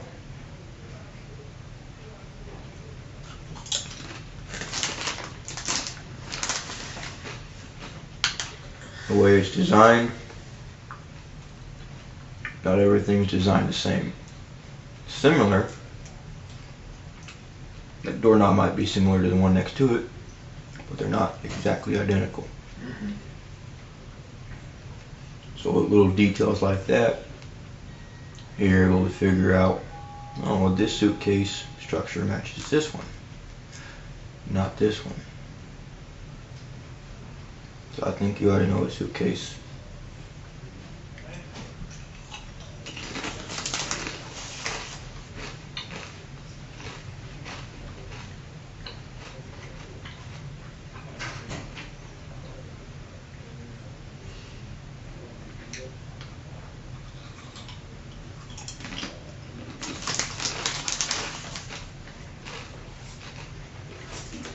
not argue with that. No. You want to keep talking, you want to go back? Okay. Alright. It's up to you, buddy. If you want to go back, we'll get you back there, but we've kind of been talking a little more here, so. I don't give a shit. Well, it's your choice. These are your custodial rights to. I mean, fuck, you think about it. You fucking. Life without or death row. I should put death row, I'll choose that. 40 years for tampering with evidence or some shit. It's New Orleans law, man, not mine. New Orleans. State law down there. New Orleans can suck my saint-hating dick.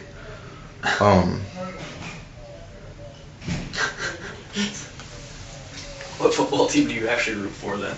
None. Okay. No offense, I was but saying because you hate the Vikings and you hate the Saints. no offense, but I'm just not into muscular men wearing spandex playing with a dead pig groping each other.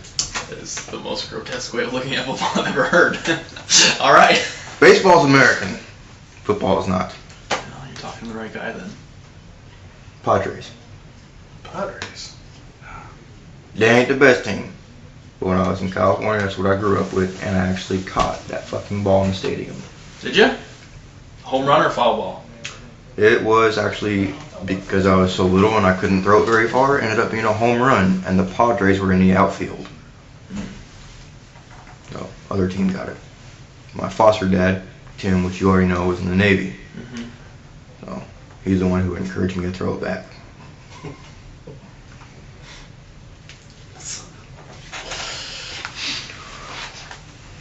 So, 40 years in Louisiana. Life or death, Minnesota. Felony theft by receiving. 6 years? Fucking, I don't know. Shit, my driving record's fucked. I was gonna get a job working for a taxi company in Buffalo. Can't do that now, and can't even do anything with a car. Cars are my passion. Fuck. Damned if I do, damned if I don't. Shafted every which way.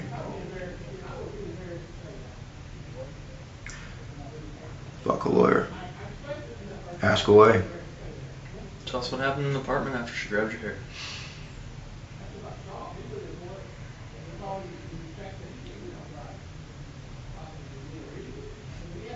Walk us through beginning to end. She grabbed my hair, I was still sitting down. I got up, grabbed her hand, looked at her, and told her, "You fucked up."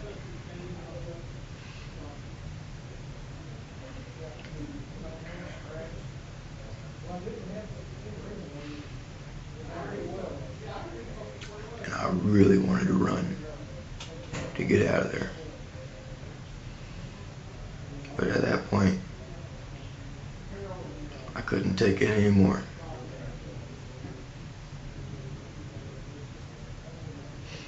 I told you, if I'm too scared, too pissed, that motherfucker comes out and I'm gone. Mm-hmm.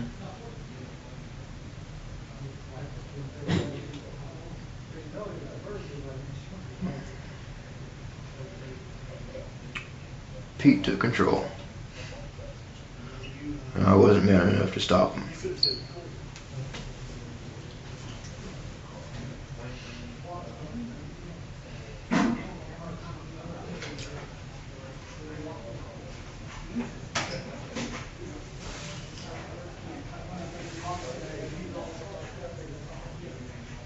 I grabbed her by her nightgown, by the front of it, and I threw her onto the bed. Reached in the closet, grabbed the bag, ripped it open. Started grabbing some of the gifts that I got her, and I was screaming at her that we're done, we're done, we're done. So I started ripping Barbie dolls' heads off and arms and bit the tail off the wolf and broke the necklace and shit like that. And all I wanted was my shit. And to leave. That's it.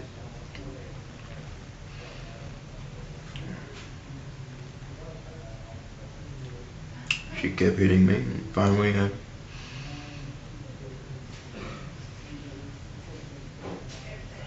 Had enough when she backhanded me in the mouth that I fucking backhanded her back. And when I did that, I slapped her a couple times. And I sat on top of her, on the bed. I started punching her.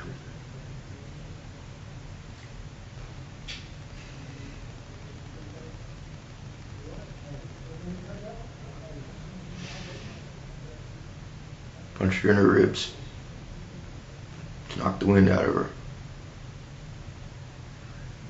Can't breathe, can't fight. Punched her in her face. I got tired. So fucking exhausted real quick.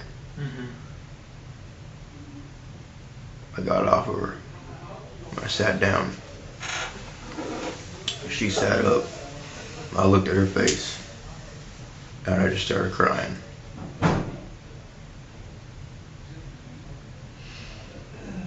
She said, "Is it bad?" And I said, "Yeah. You want me to take you to the hospital?" She said, "No, I want the cops to."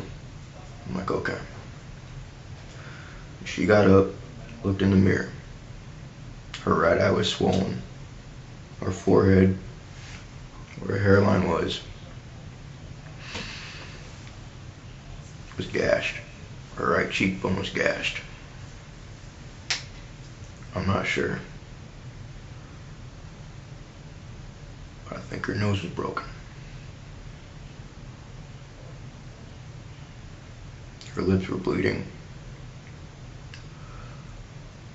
And when she saw her reflection, she got even crazier than she ever was. And I was on my knees, the power cord around my neck, begging her to fucking kill me. And I was begging her for her forgiveness, telling her how sorry I was, asking her to let me take her to the hospital. She started screaming so fucking loud and out of control, started scratching me, or slapping me, punching me, over and over and over. Finally, I got pissed off again, and I ended up hitting her more. She ended up sticking her thumb in my eye. I wrapped my fucking arm around her throat.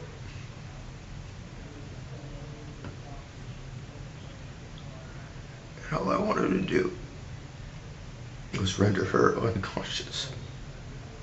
Just put her to sleep. Just for a few minutes.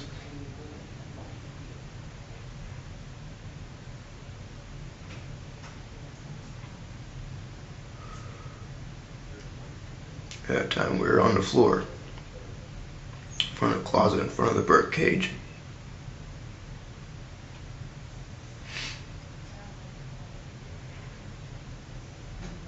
And I'm so far gone.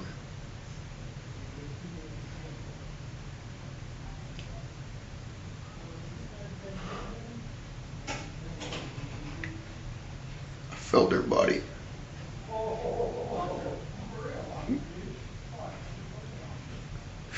I felt her body go limp.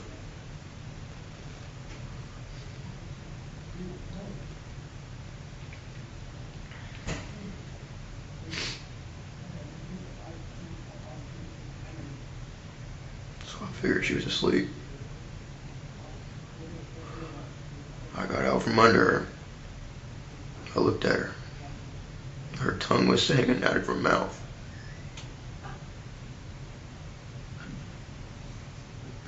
Her lips were fucking blue. And her nails were fucking blue.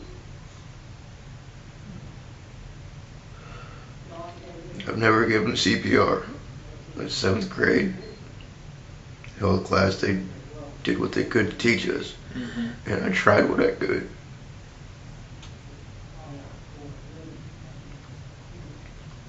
I pumped her chest. I gave her mouth to mouth but nothing happened. I did that, and I was so fucking tired, and I gave it everything I could. I was fucking crying, and I was scared. She wasn't moving, she wasn't breathing. Nothing. And I panicked. I didn't know what to do.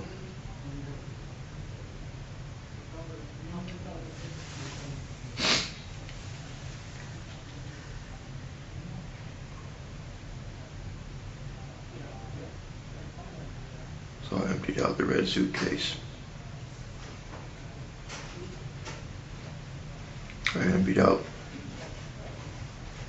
a charcoal gray one. I put my sleeping bag in the gray one. And my food.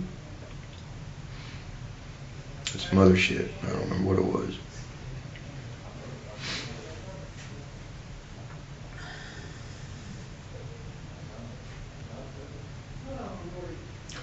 I ended up taking some of her jewelry, taking all of her cell phones.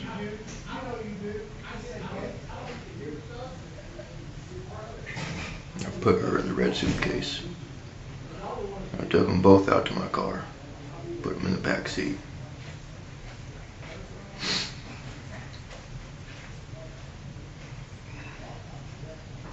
I just started driving. Didn't have anywhere planned. Didn't know where to go. Didn't know what to do. Thought about going to the police station with it. I didn't. Thought about going as fast as that piece of shit car can go and going into traffic. Or driving off a bridge or something. But I didn't. I just kept driving. Kept driving. I told myself, she needs a funeral. I can't just leave her in a fucking suitcase. I can't just dump her off somewhere. So I ended up somewhere. I thought it was in Minnesota and Home Depot. I bought the tools.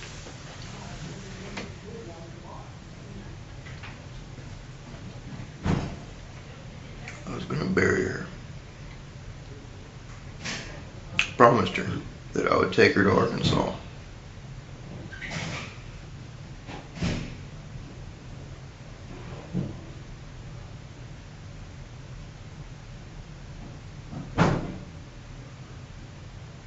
I was gonna bury her out by the lake where I fished at. Behind the trailer park.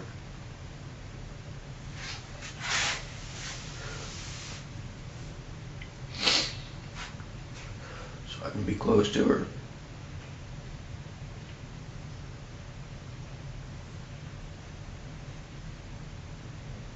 The ground was frozen. And I got even more scared. So I got back in my car. I kept driving. There was a gas station in Little Rock. On the interstate, my car started dying. Gear and transmission went out. So I had to pull off. My car died at a stoplight in front of a gas station. And I was so fucking scared. I ended up looking at my transmission, crawled under it, through the hood, opened it up, pulled out the dipstick. It was empty, no fluid. So I bought some automatic transmission fluid. Poured it in there, started it right up. Kept driving. Don't know where the fuck I was going. Don't know what the fuck to do.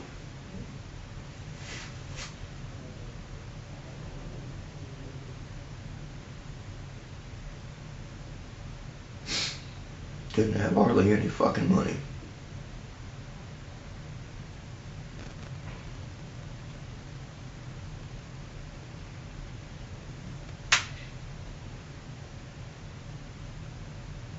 wasn't scared when the cops searched my vehicle. I gave them permission because I wanted them to find her.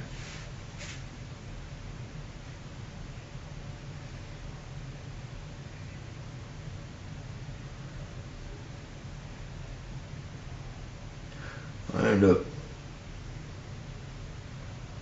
in New Orleans. Don't know why the fuck I ended up there.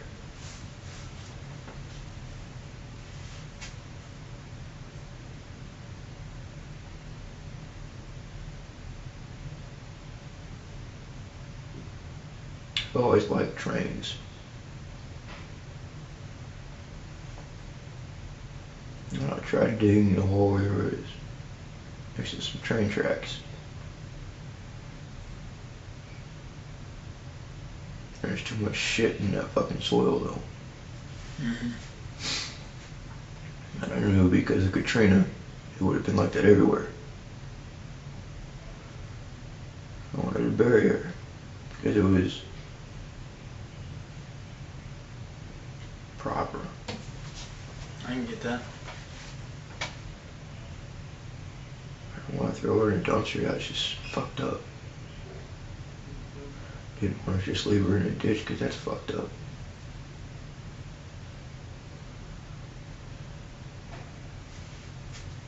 I couldn't dig anymore. And I pulled her out of the suitcase. Exhausted. Took me about 5 hours to dig a small asshole. I had no strength. I put her in it. And it just wasn't right for me.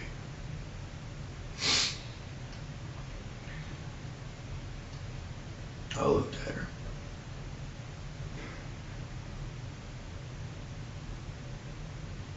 And I've never seen somebody's face so peaceful. Not in life, not in sleep. There was something so tranquil and peaceful about her face when I looked down at her. It didn't make sense to me.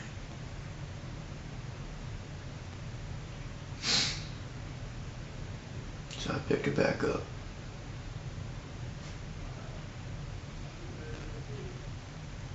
I sat down. 2 or 3 day cadaver. The smell bothered me.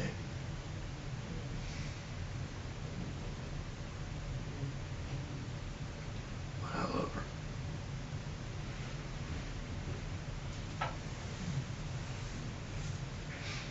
And I talked to her like she was alive. I told her I was sorry. Please forgive me. And I told her I couldn't bury her. I asked her if she would be alright being cremated. Of course, there wasn't any response. I couldn't carry her from the train tracks to the C-trains. And I didn't want to drag her body on the ground.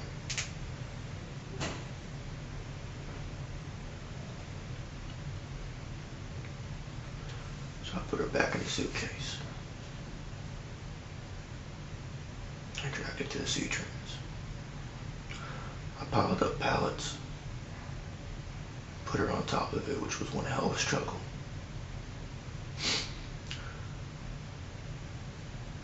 And I stacked some tires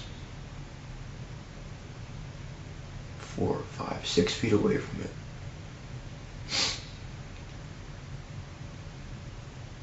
Poured 2.5 gallons of gas. And it got on my pants, got on my boots. I didn't care. I'm smart enough to know that fire is a motherfucker. And it needs air. If you light a fire in an area with 5 walls, 3 walls. Back wall, 2 side walls, a ceiling and a floor. And there's only one spot that air can get in. It's gonna go straight to that air. So I took her all the way to the back, knowing that the fire would go all the way to the front and needed to breathe. And I stood right there, 2 feet from her. And I struck that ladder, and it blew my fucking ass back. And it hurt like fucking hell. But it didn't do what I wanted it to. Survival ended up taking over, and I ran out of there. I stopped, I turned around, and I looked.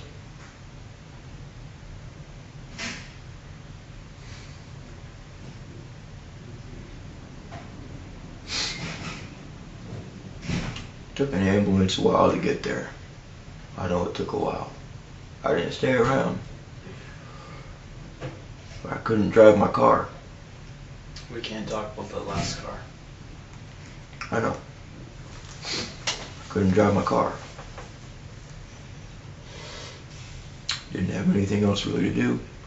So I just walked a long fucking way down that road. Ended up over near a grocery store and a church. By the time I was in the church parking lot, then I heard the sirens. I was 15, maybe 15 minutes later. I went back. Didn't go back down the road, but I saw the flashing lights. And I knew she'd been found. And I knew it was only a matter of fucking time till they found out who she was. Part of me was happy. And I left. I wasn't a dumbass for going back to family. I watched Manhunters and shit. I know how it all works.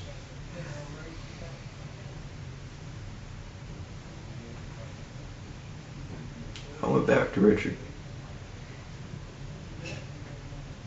And I knew it was only a matter of time. Could have been a month, could have been a year, don't know. It's only a matter of time. I was eating Little Debbie's, drinking Dr. Pepper, smoking. He went to sleep.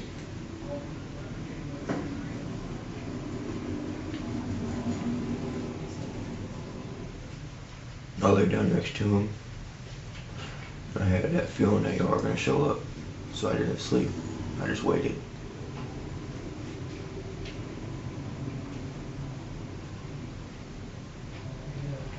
So I put her in the red suitcase.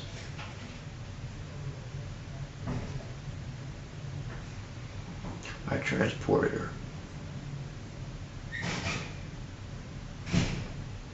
from Minnesota to Louisiana.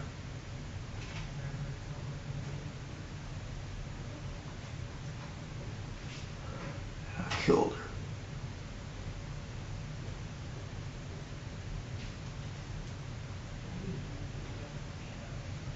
Every fucking day,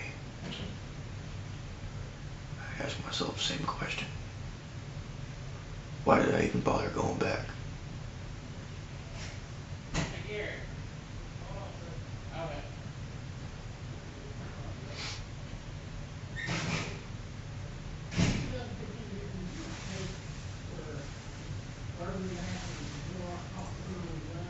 I never wanted it. I believe that.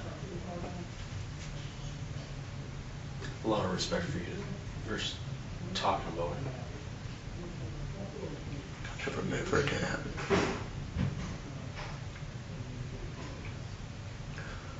For Christ's sake, I thought she was pregnant again.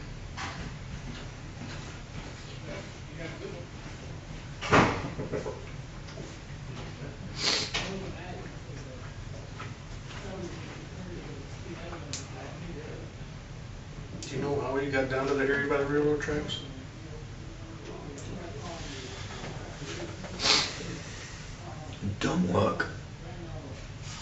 Did you Google something?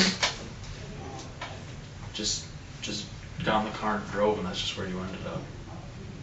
That's where I ended up when my car died. The reason why we keep asking that is it's actually a really popular area for bodies to be burned, and like the day we were just down there yesterday and we found a carjacked car just randomly parked there, ditched in the same lot. We were looking through the crime scene and, oh shit, there's a car from yesterday's carjacking, one of the detectives said. That's why we were wondering why you ended up where you ended up. It was strange because I ended up somewhere where two things that I've always enjoyed in my life were, is trains, cars. Definitely had both there. I've never fucking been to New Orleans, never been to Louisiana. Didn't give a shit about either one. Okay. I just ended up there. How long do you think you've been down? When you get down there, were you down there for a few hours? I don't know. No. Where I thought I was down there for days. that hole you dug to try to bury her in, where was that in relation to where you burned her? Same area. Same, going the same driveway in that same little back field, or along that road?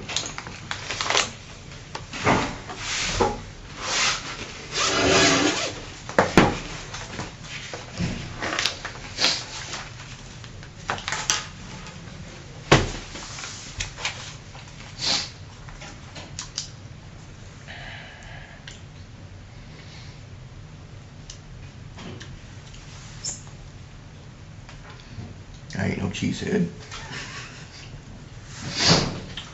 Alright, let's see. This.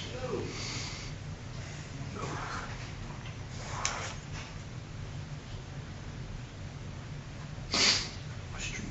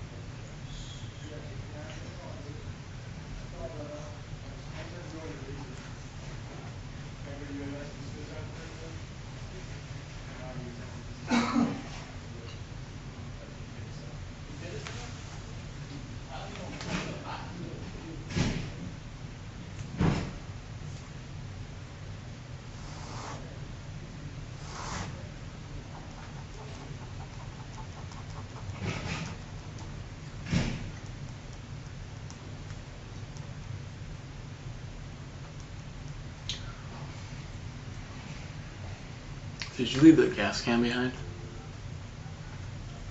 With gas in it, so it'd blow up. Oh, in with her? Okay. When I lit it, there were 3 different explosions. Every one of them hurt like hell. Bet.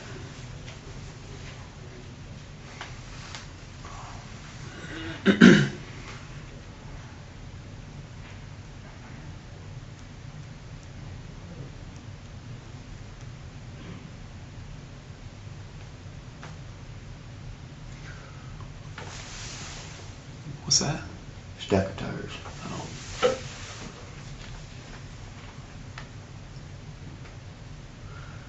I drove my car. Drove through there.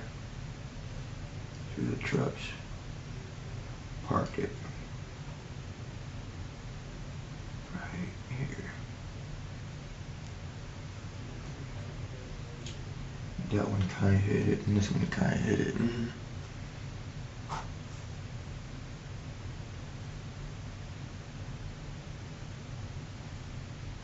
That one's the one that had the red sedan on top, the flatbed? Yeah, Okay. with the burned car. Yeah.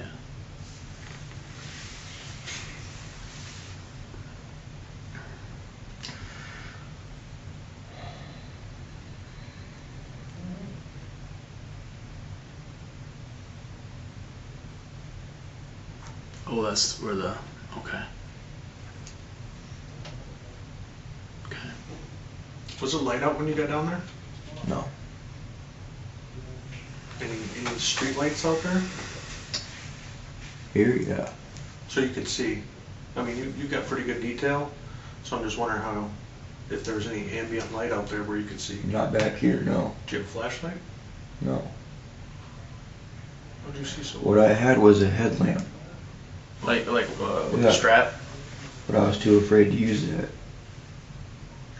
So what Was I it used, moonlit? We're just trying to figure out, because I mean, that's really super accurate, so we're wondering how you have all that detail if it was in the dark. I don't have a memory like y'all's where y'all can hear something and remember. Don't say y'all, that's him. Like, he's the one with that memory. I don't have a memory like you where I can hear something and remember it, or I can read something and remember it. I have the kind of memory where I see something and I remember it. Doesn't matter how much light there is. A crescent moon gives me enough light to see. Sure. Okay. And you gotta remember, I'm from Arkansas. In Minnesota, where I was at, was a lot of cities. Where I'm at down here is a lot of woods. Yep. Growing up, I spent a lot of time alone in those woods. So I learned how to see and maneuver in the dark. Hunting and trapping. Mm-hmm. The one thing I've always been was extremely observant. I know the general population. I know who's got the shanks, and I know who's got the fucking lighters, and I know who's got the drugs. I can sit on my bunk right here. 20 bunks away, I can see a drug deal go down. And nobody else can see it. So did you have to go somewhere to get gas, or did you have gas with you? I've always had gas. Every vehicle I've had. It was If I great. had somewhere to store it, I stored it. For a storage shed, I stored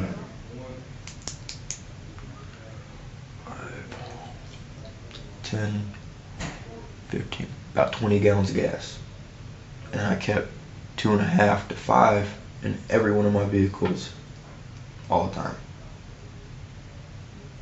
I suppose that down here in Arkansas, there's gas stations, well, few and far between. No, it's just cars that I've had, gas gauges don't work. Makes sense. Makes sense. It's- Can you do me a favor? Can you just write your name on it so nobody can say I drew that?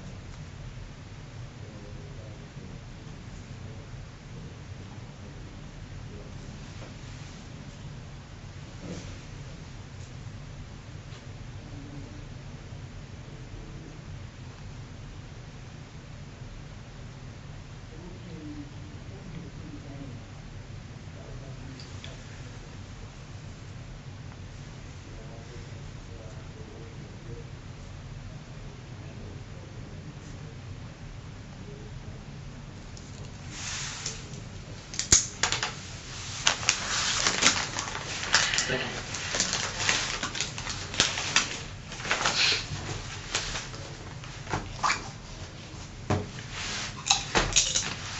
What questions do you have for us, Joe? No, that's done.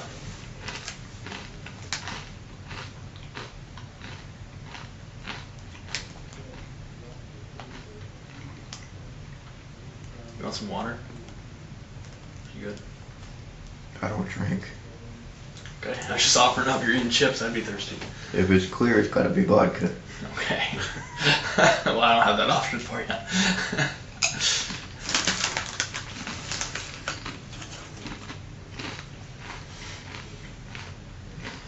Dr. Pepper. I can see if they got some. Let me hear. I told you I should have brought some. I told you I should have brought some. Leave that door open a little bit. A little warm in here.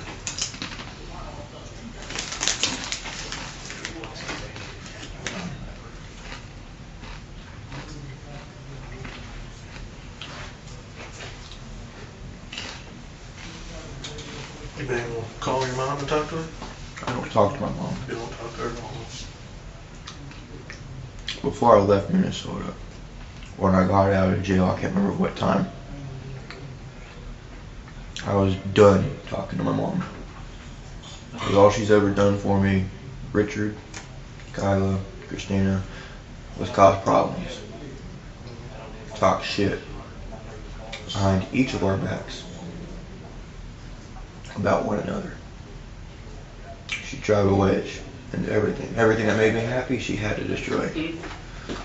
Oh, sounds like your mom is kind of a miserable person, so We're gonna get you some she want to Dr. make you Pepper. miserable.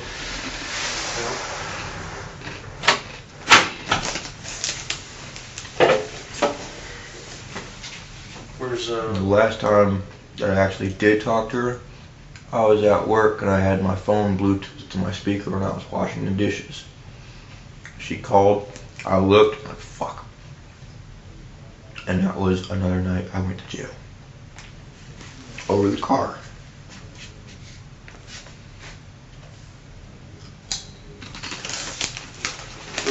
where's your dad at? You know? Let me put it this way. I don't know, my mom don't know, and y'all guys don't even know. Yeah, we don't. And to be honest, I don't think the guy that's actually on my birth certificate, Porter, the last name I have, is my fucking father. I look 100% identical to my dead uncle, and I know my mother and my uncle had one hell of an estranged fucking relationship, because it is not fucking normal for two adults, siblings, from the same parents, a girl to be sitting, adults mind you, 20s, the girl to be sitting on a toilet, and the guy to be standing in the bathroom with her butt ass naked. That's just not normal. Maybe, And then she maybe always- when you're 6 or 7 years old, but not as Yeah. adults. That's still a little bit too old. That's just my opinion. I'm 4 at the tops. When you're in your early 20s, it's just weird. And she always wanted to talk about how big his dick was and how muscular his body was. I don't want to need it. No fucking no. Your mom was telling you this? My mother has told me about shit like that about my uncle. So I was able, through time, to put enough together that I'm fucking inbred. And it does not make me happy. Like shit. Pisses me off more finding out that I was inbred and my mother lied to me about it than it pissed me off when I found out I was part Jewish. No offense to either one of you if you're not Jewish. I'm not Jewish. No, it was just complete shell shock when I found that out. But I asked my mom straight up, it's my uncle and my dad. She just started laughing. She said no. Okay. Thank you. Look at that. Thank you. Dr. Pepper.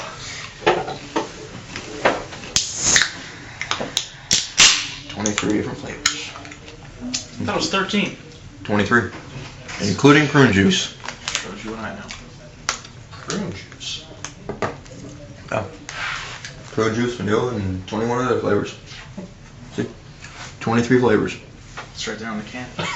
I don't drink Dr. Pepper, so I don't either. I feel a little silly about saying 13 when it's right there on the can. Dr. Pepper came out 1 year before Coca-Cola did. Coca-Cola was established in 1886. Back then it was considered a miracle drug because everybody knows that it had cocaine. And it did actually work for some shit. This was the first fucking soda. See, I'm surprised. You being a car guy, you'd think you'd like Coca-Cola to put your rusty Battery acid. car bolts in to get the rust off them. Even I know that trick. See, when your battery builds up the residue around the terminals, you pour Coca-Cola on it, and the acids in the Coca-Cola will disintegrate it, clean it. It's a trick that I learned when I was cleaning animal carcasses, because I used to collect skulls, and I used to make sculptures out of them. It was a hobby that I had when I was young, and cow skulls, squirrel skulls, voles even, snakes. Snakes were hard. Fucking scary. Birds. I started doing a little bit of like taxidermy type stuff, snake skins, bird wings and stuff like that. So I found out that Coca-Cola actually moistens sun-dried flesh on a carcass. So I had a 5-gallon bucket with like possum or coon or whatever was underneath my grandpa's shed or some shit, something like that. So I let it soak for a few weeks and pull it all off. Nasty shit. Pull it all off, and I'd have clean bones, and I'd soak them in bleach for a few hours. If the bones were big enough, if they were too small and brittle, the bleach would just eat it. See, I used turkey deep fryer, and I put. So you use your crock pot and peroxide?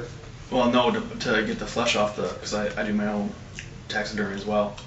And I'll use just soap and water, and I'll boil it in it, and then I pressure wash with a weak pressure washer, so I don't jack up the delicate bones. And then peroxide. But do we have any more? Do you have anything else that you want to ask? I'm only asking because they were asking. Joe, do you have any more questions for us? Can we just speed all this shit up? So what I do now is I gotta write this up and get this recording. I'll turn it over to the AUSAs. Then it's in their court as far as getting it through the court system. I just have to package up what I have and give it to them, and then,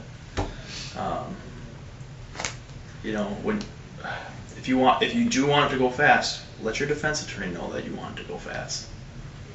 Okay? They're the ones that can really help facilitate it for you, if that's what you're trying to do. Move this way. I know what's going to happen, and there's no point in me sitting waiting when it can all just be sped up.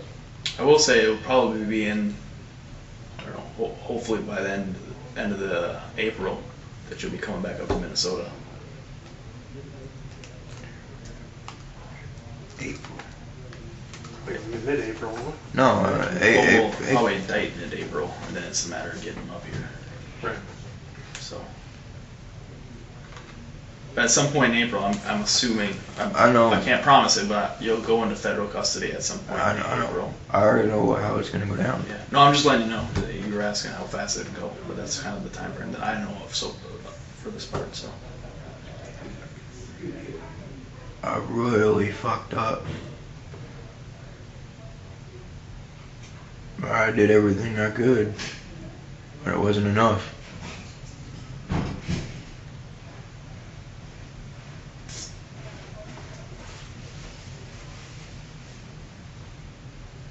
And I gotta pay for it.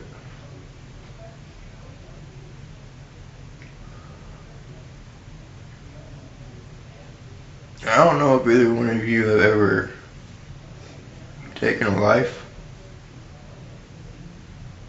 But this shit's extremely fucking hard. Especially someone I love and care about. I could have protected her from everybody, but not from myself. For Christ's sake, I was fucking... She told me about one of her ex-boyfriends. I threw on my fucking gay bar, threw on my camo jacket, grabbed a fucking steel pipe, told her to get dressed, we're going over to his place, I'm gonna beat the shit out of him. We ended up getting in the car. She had second thoughts. I was willing to kill for her, but I couldn't protect her from myself. That's why I've always ran from people. On January 15th, 2019, Joseph Porter pleaded guilty to second-degree unintentional murder in Hennepin County District Court. So Judge Martha Holton Dimmick sentenced him to 20 years and 10 months in prison, above guidelines due to the cruelty of concealing, transporting, and burning Prodan's body. With jail credit, he must serve approximately 13 years and 3 months plus supervised release. As of 2026, Porter remains incarcerated at Minnesota Correctional Facility, Oak Park Heights, with a projected release in November 2034.